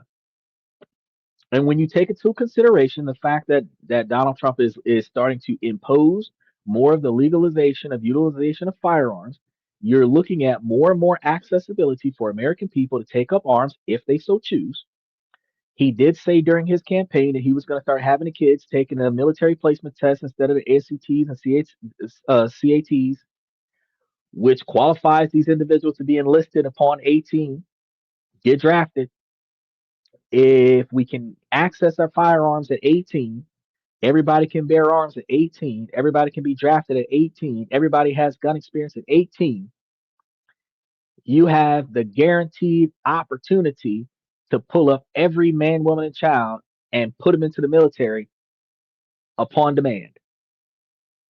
Because outside of those individuals that are explicitly identified as physically incapable of performing military duties, most everyone qualifies for the draft. Technically, women are still grandfathered out of that situation, but most everyone is qualified for the draft. So if we did get into an actual world war, whether you were on the front lines if the war happened overseas, or if you were on the defense lines if some of that battle comes back to this country, you're likely to grab your Second Amendment, and you're likely to pew pew your situation to the grocery store and pew pew your situation back. I think what happens is that we start coming together as a people when we have a common enemy, but when we don't have a common enemy, we spend most of our time fighting each other. But again, this is human behavior. We got to ask ourselves, though, is this a necessary evil to ensure American dominance in a dangerous world? Or is it a catastrophic overreach of executive powers that puts us on a permanent war footing? I want you guys to let me know in the comment section, because I'm going to be following the money and the moves in Washington very closely. This story is far from over, because you got to understand, guys, Here's a whole nother thing for those of you who like to stay off the grid, stay off the radar and everything. 12 days from now, you're going to have to start showing them at least one, if not two bank accounts, one to get your benefits from the government and one to file taxes with. Doesn't necessarily have to be mandatorily the same, but you're going to have to give them at least one account. And that account, they have the accessibility to put money into it. But guess what? If they have a bank account and you owe them money, IRS tax returns, they have the ability to tax that account money. I never give the bank or never give the IRS a primary checking account that receives direct deposits from other sources. If I give the government an account, I give them an account that does nothing but receive money from the government. So if they try to charge something to that account, there is no money in that account. I'm telling y'all right now, the same way I told y'all about getting y'all real IDs, the same way I told y'all about getting y'all passport cards, the same way I told y'all if y'all had not started filing for your visas and you weren't documented in this country, start filing for your visas. I'm telling you right now, in 12 days, if you don't have an account to give to the government, you're not getting no money from the government. And you're not going to be able to send them any money either because they're doing direct deposit, mandatory. So you might send them a check and they might send that bitch back. Don't mean they're not going to charge you penalties for it. Fact is, what you're going to have to do, since you already have a direct deposit set up to collect your paycheck from your primary job and whatever side job that you got, you're going to have to go to it. I recommend this. Go to a different bank. Don't even use the same bank that you're using. Go to a different bank. Open a simple, basic checking account that has no fees or services required to it. Even if it requires you just to leave $5 in the account and it'll just stay there, open an account in a different bank, completely separate from the bank that you get your paychecks in. Give that bank account to the US government because if they decide to tax you, it ain't gonna take your paycheck. If you owe them back taxes and you ain't gave it up yet, they can't snatch it out of your bank account before you get a chance to snatch your own money out your bank account because they only know what exists based off of what you tell them exists. They don't know what you don't tell them. So somebody has to report it. The whistleblowing law for the IRS allows for somebody else who knows that you're hiding something to snitch on you so that they can go and investigate what you've been snitched on about. But if don't nobody say nothing, don't nobody know. Your W-2, your employer takes money out of your check and gives it to the government. And then you've got to contact the government and ask for the money back. But if your employer never took money out of your check to give to the government, it would be your responsibility to tell the government how much money you owe the government. Think about that conundrum. People say that you're mandatorily required to file. In order to get your money back, you're mandatorily required to file. But if somebody takes money out of your check for your W-2 and send it to the US government and you don't file taxes, the US government is not going to send you an email or a text message and say, oh, you know, Mr. Eisenhower, you didn't file your taxes this year, but you're entitled to $3,000 back. Here's your money. No. If you don't file for your 1040, to get your money back that was taken off your paycheck, they just gonna keep your money. And you gotta file this year to get it this year because if you don't file this year, you don't get it next year. It's gone. In the filing period between January and April, and if you file an extension to file late, where they're gonna take money out of what they're supposed to give back to you as a penalty for you filing late, they will take your money. They'll give it back to you if you ask for it, but if you don't ask for it, they keep it. Only the people that are 1099, only the people that are self-employed have the freedom to control if and when they send money to the US government. And as long as the government gets something from you, they're going to keep what you give them and they're going to keep a tab of what you owe. Now, outside of tax returns that don't add up, I don't know of another reason for them to audit you besides a whistleblower action. So when Donald Trump said that you ain't got to pay taxes, when the fuck is the IRS going to tap you on the shoulder and say, I ain't got a tax return from you in 4 years. I'm gonna audit you. Not gonna do that. They're so busy auditing the people that's committing tax fraud, they ain't got time to audit the people who don't file. But they will encourage you to file by saying, hey, we're going to give you a $5,000 stimulus check if you file your taxes this year. For those people who weren't filing their taxes the years before, who might owe money to the government, let that money slide. You was making money before that stimulus check was offered. They can keep that added to your tab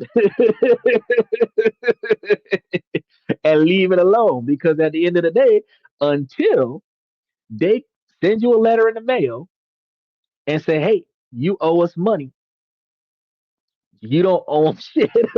You don't own you don't follow through.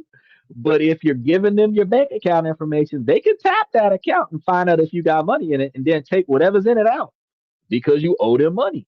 When they decide to garnish shit, they can garnish shit because they know what your bank account looks like. So you got to give them a bank account that only operates when they put money in it.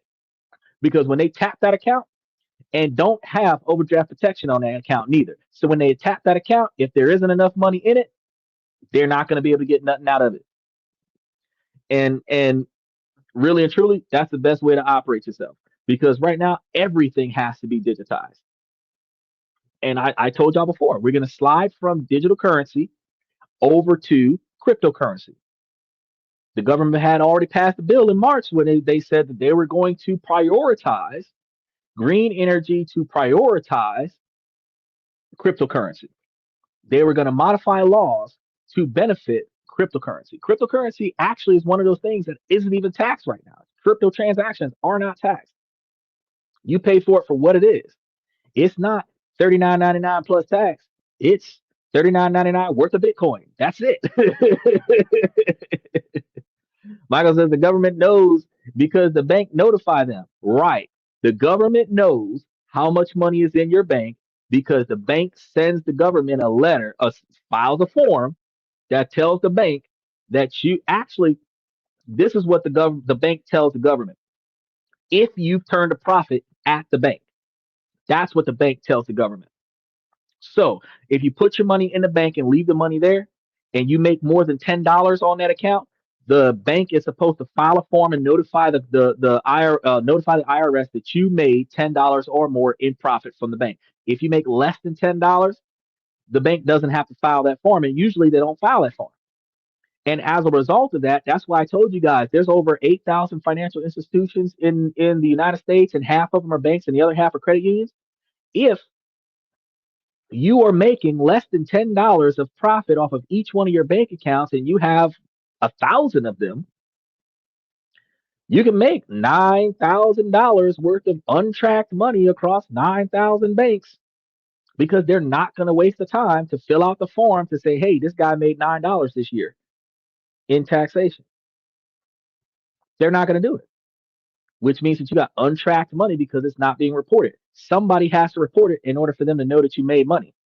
So when you start making money on those trading platforms, those fintech platforms, those people who are, oh yeah, he made more than $10. So he's $400, $500, $700, $800 worth, $1,000, $2,000, $3,000 worth. They're going to tell the IRS, so and so made money this year off of this trading platform.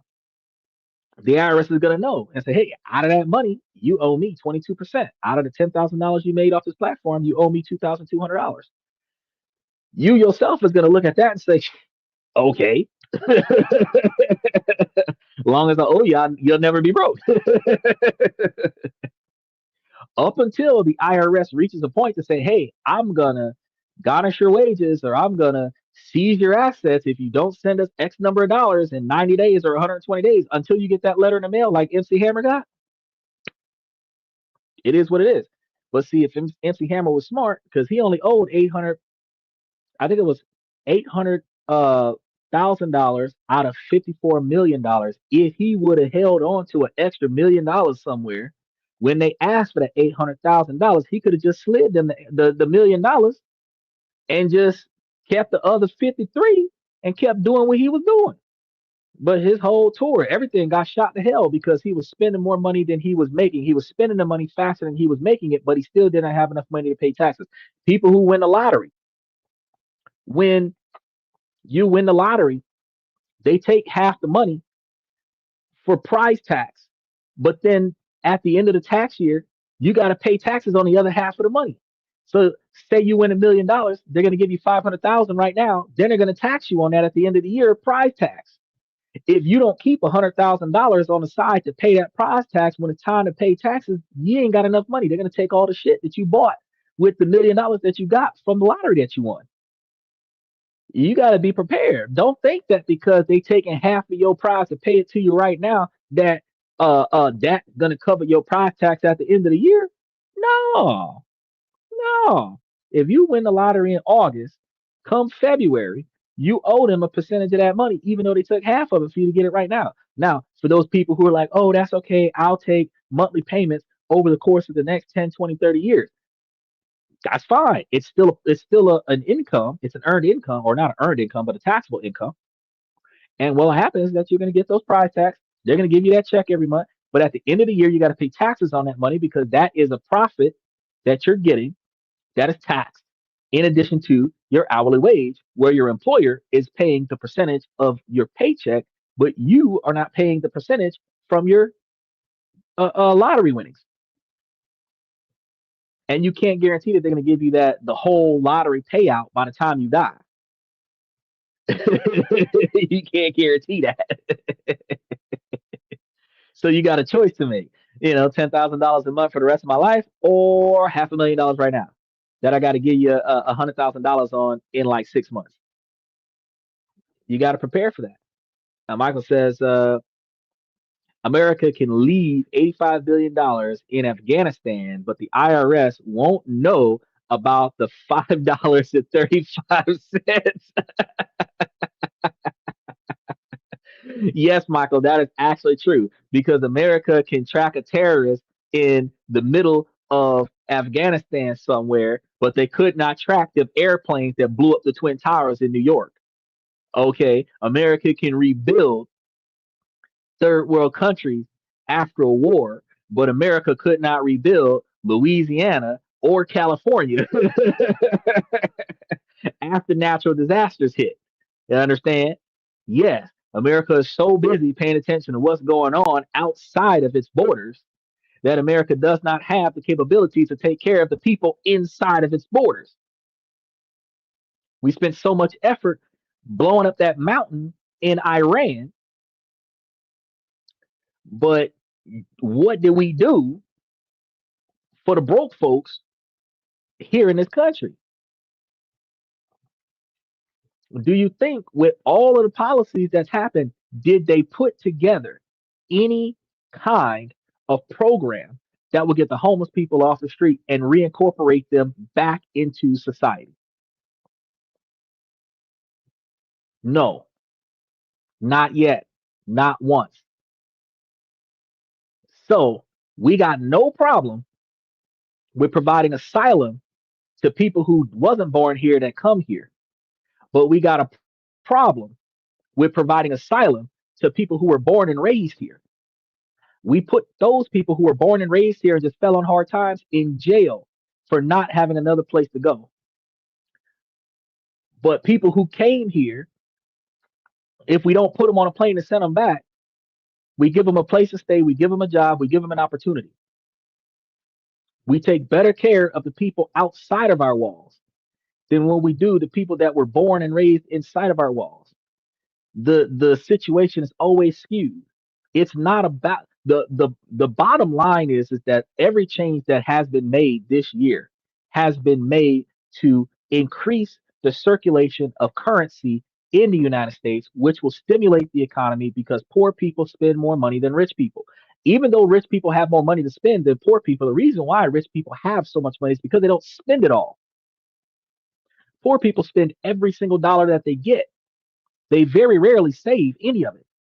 It was a baffle to a lot of people when we realized that the average poor person has $1,000 in their bank account that they can put towards something else. You got to understand, we're living from check to check. Millionaires and billionaires that inherited their money, generational wealth, those people only spend what they need to spend when they need to spend it. And the rest of their money, they allow it to stay somewhere, continuing to grow so that when they want to do something, they can afford to do it. put health insurance out on every person that they got going on in the family, and then they're glad when somebody dies because that's $1 million in the bank. Right now, if you look to the family member sitting next to you while you're watching this podcast, if that person died, it's $10,000 is coming out of your pocket because don't nobody got burial insurance on nobody in the room. If they die, they just dead. You're gonna have to put them in a garbage bag and throw them in the dumpster behind the Taco Bell because you ain't got no way to pay for their fucking funeral. It's gonna have to take all the family gonna come together. And the reason why the family coming together because it take the whole damn family to pay for the damn funeral. A lot of people switching towards cremation because cremation is $2,500, but who's paying $2,500 to burn a dead person? But you could just leave that some bitch in the morgue at the hospital like a repossessed car. I ain't claiming shit. That's okay. Y'all handle that. But this is what we got going on. This the Michael says, see, that's where the problem is here. Yeah, that is where the problem is. The country is focused on stimulating the economy so that more poor people bring in more money, so that more poor people spend more money, so that the economy keeps getting money. But think about this though. Every time a poor person spends money, they spend money on a business that is owned by a rich person. It stimulates the pockets of the poor people that go to work for that rich person so that that poor person can spend their money in another company that's going to support another rich person. But the rich people don't spend their money. Interesting. The trickle down effect is that when money gets spent by rich individuals through an investment that will turn them a profit after the fact, that pays the workers.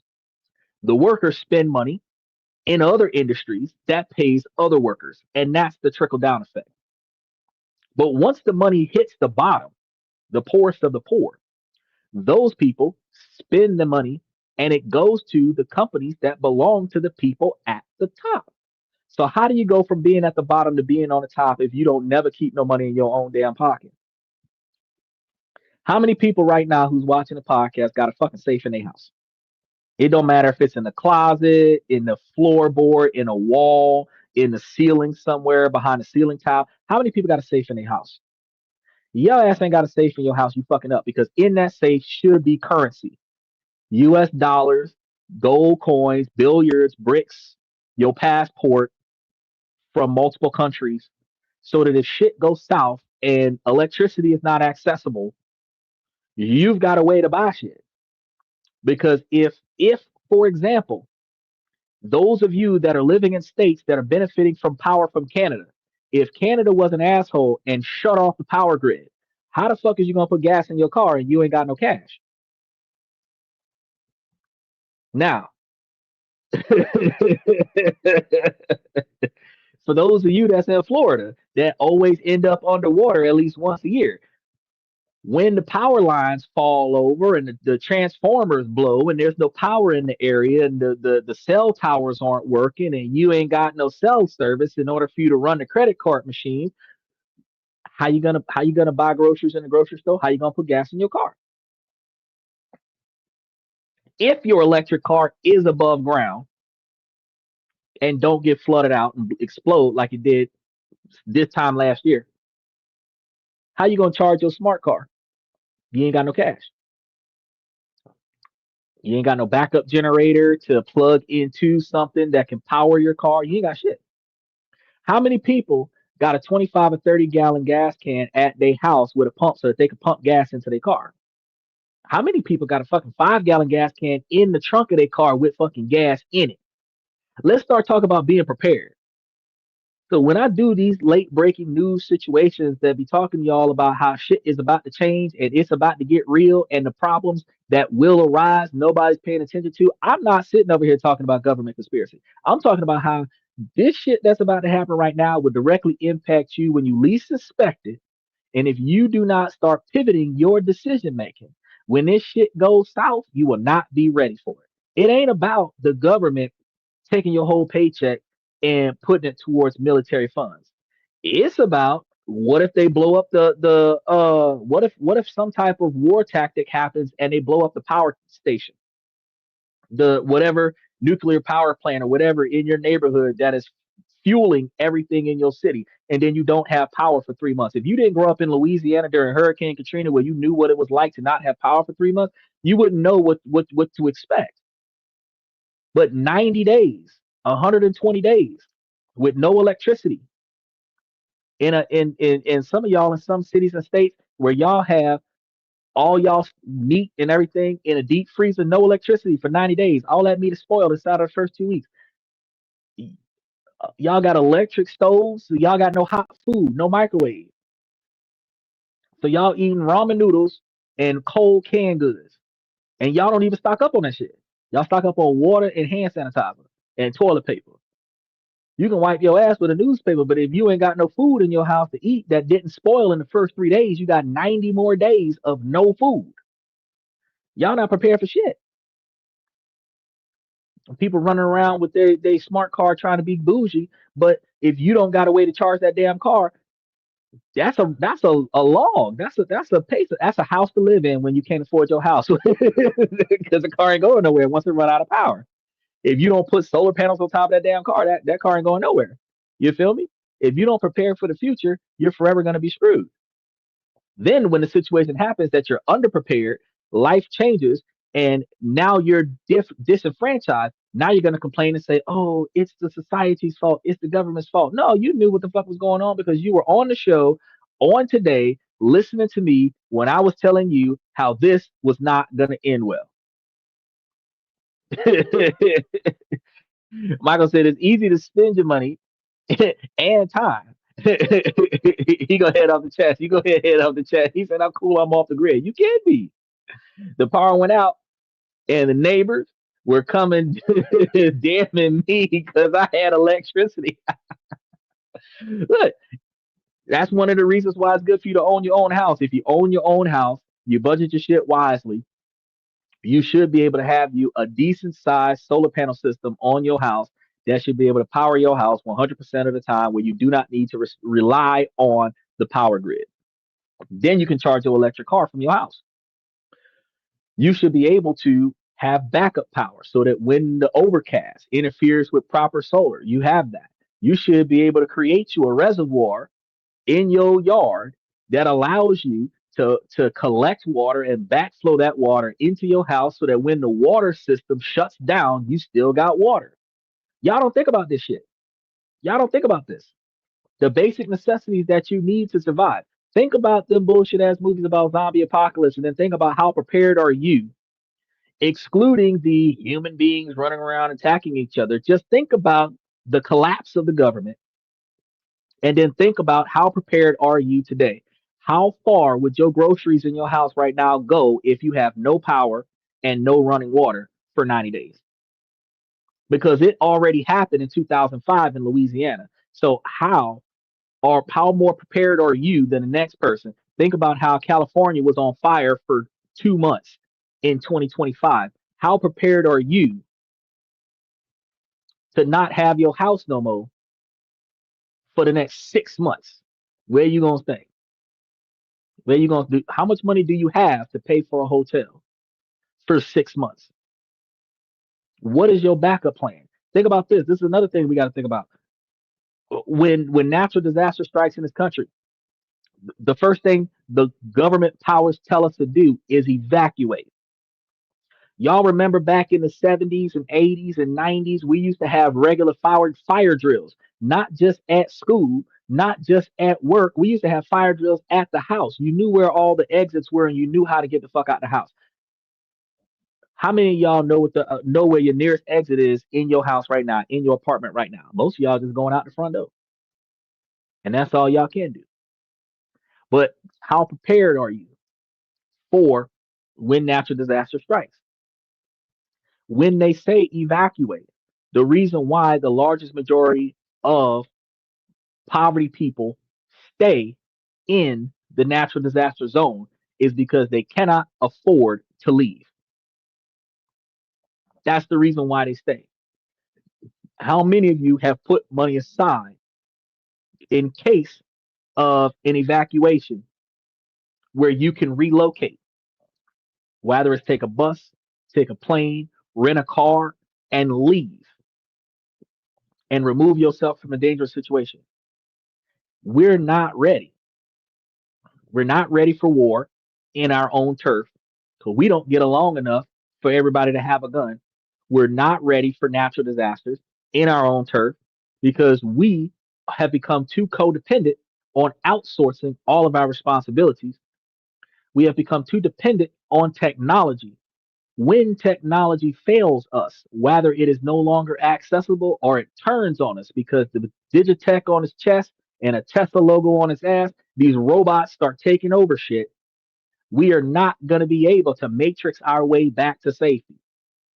We are not going to be able to Terminator Sarah Jane Chronicles ourselves back to safety.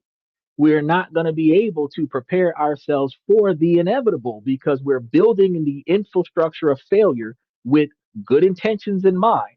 But as we were taught when we were younger, the road to hell is paved with good intentions. The Nobel Peace Prize was designed for an individual who built something with the intent for positivity that ended up being the most catastrophic weapon of natural devastation known to man at that time to offset what it was used for, not what it was made for. If y'all remember, the atomic bomb was built for a seemingly infinite source of power. But because of its destructive force, instead of it being used to create a massive quantity of energy with a very small quantity of resources that would have fueled the economy for a very long period of time, instead it was used to blow up Hiroshima. You have to understand, if you're not prepared for the negative fallout of positive change, then you're going to be what they call a victim. The survivors are the ones we typically call them what do we call apocalypse nuts, psychos, and all this other stuff. Those people that are prepared, they call them paranoid. The paranoia is being overly prepared at the most inopportune time. You have more than what you need when you don't need all of that. But when you do need all of that, you got everything that everybody else needs. And that's why everybody's bunkering down at your house because you're the only one that's prepared. Now, all of them other dumbasses that did not prepare themselves is going to be just like Noah with the ark. Because if you look at that shit, he built that boat by himself. Ain't nobody come out there and help him build that big ass boat. But everybody who rode on it rode on his effort because he was prepared.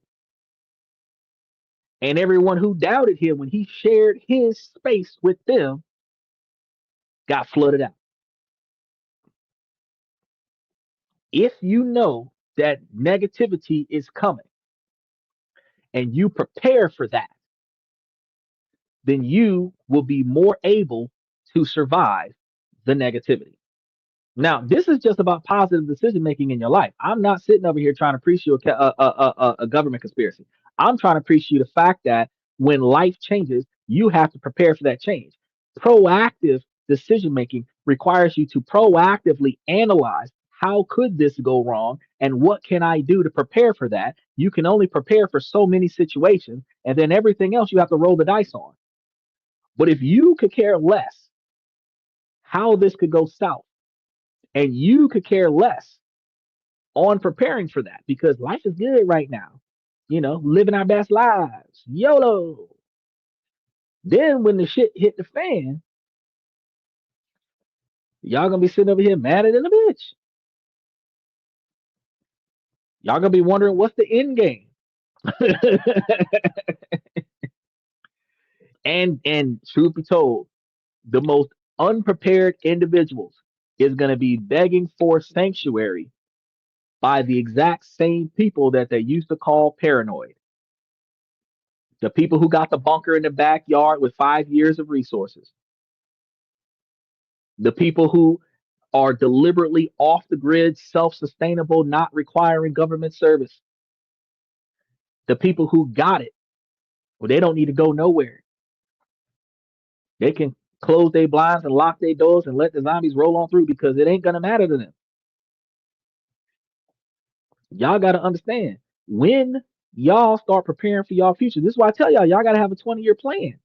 20-year plan means that you believe that so many things could potentially occur. You're going to aim for the positive stuff, but prepare for the negative stuff. Prepare for the worst, hope for the best, and take whatever happens in between. Right? Now, that's a positive saying that you need to take to your grave. Because if you prepare the next 20 years of your life like that, you prepare for the worst and you're going to aim for the best and take whatever happens in between. And that way, you will make yourself the most successful possible. You will know that you could not do any better than that. And then you are capable of reinforcing everything that you've learned, everything that you've experienced, everything that you have predicted that's come to pass. You're able to educate the next generation on how they can predict the outcomes of their future based on current events in a more effective fashion than what you're doing. Because you already know that whatever the kids learn, they take it, they remaster it, and they do it way better than what we did it. Or when it's something derogatory, they do it way worse than what we did it.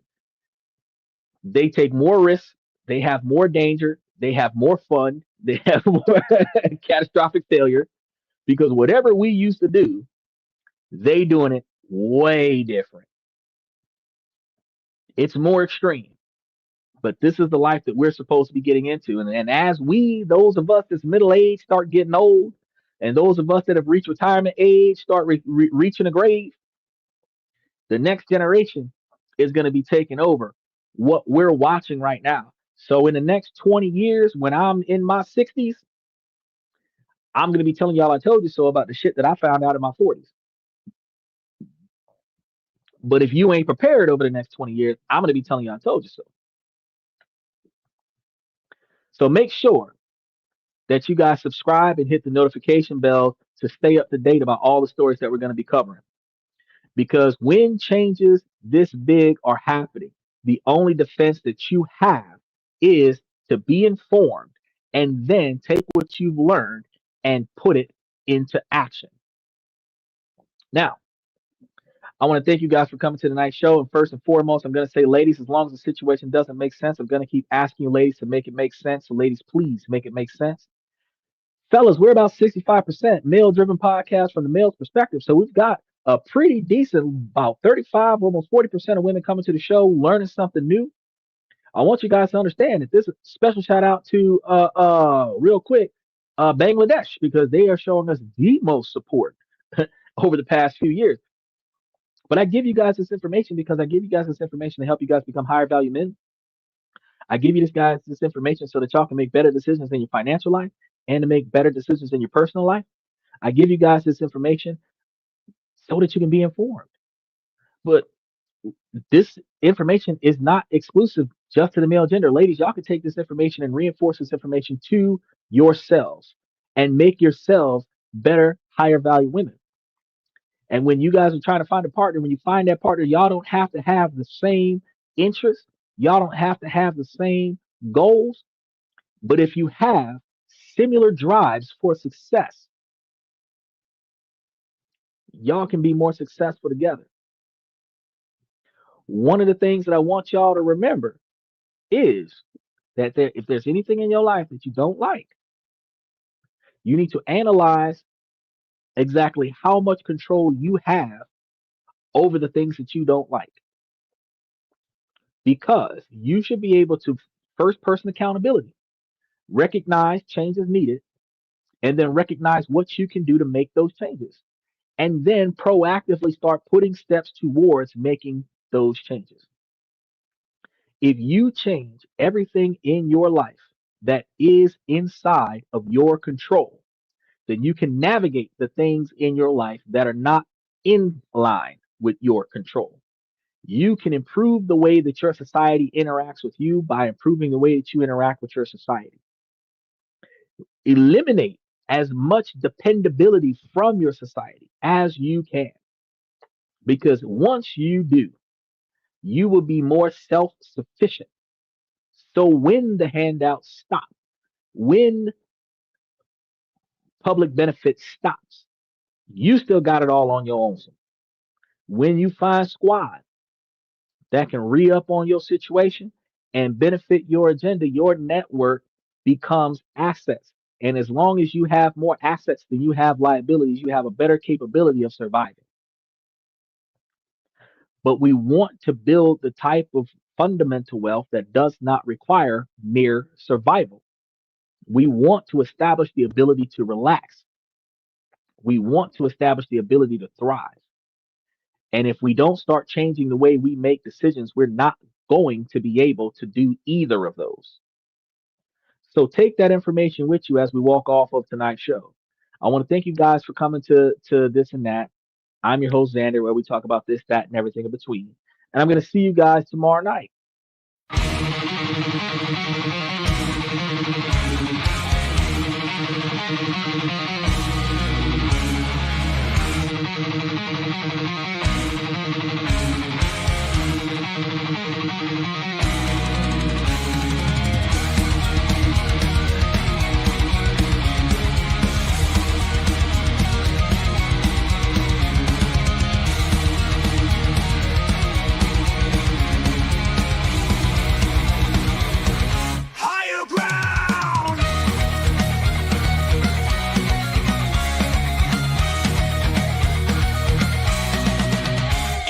Chase validation, now I validate myself.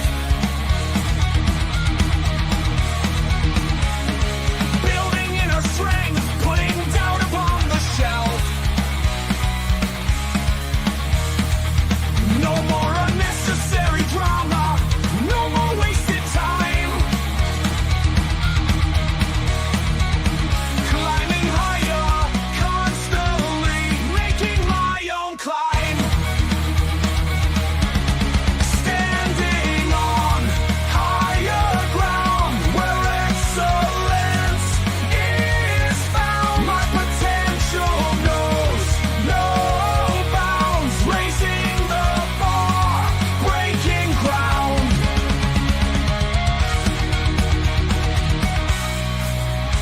My network is my net worth.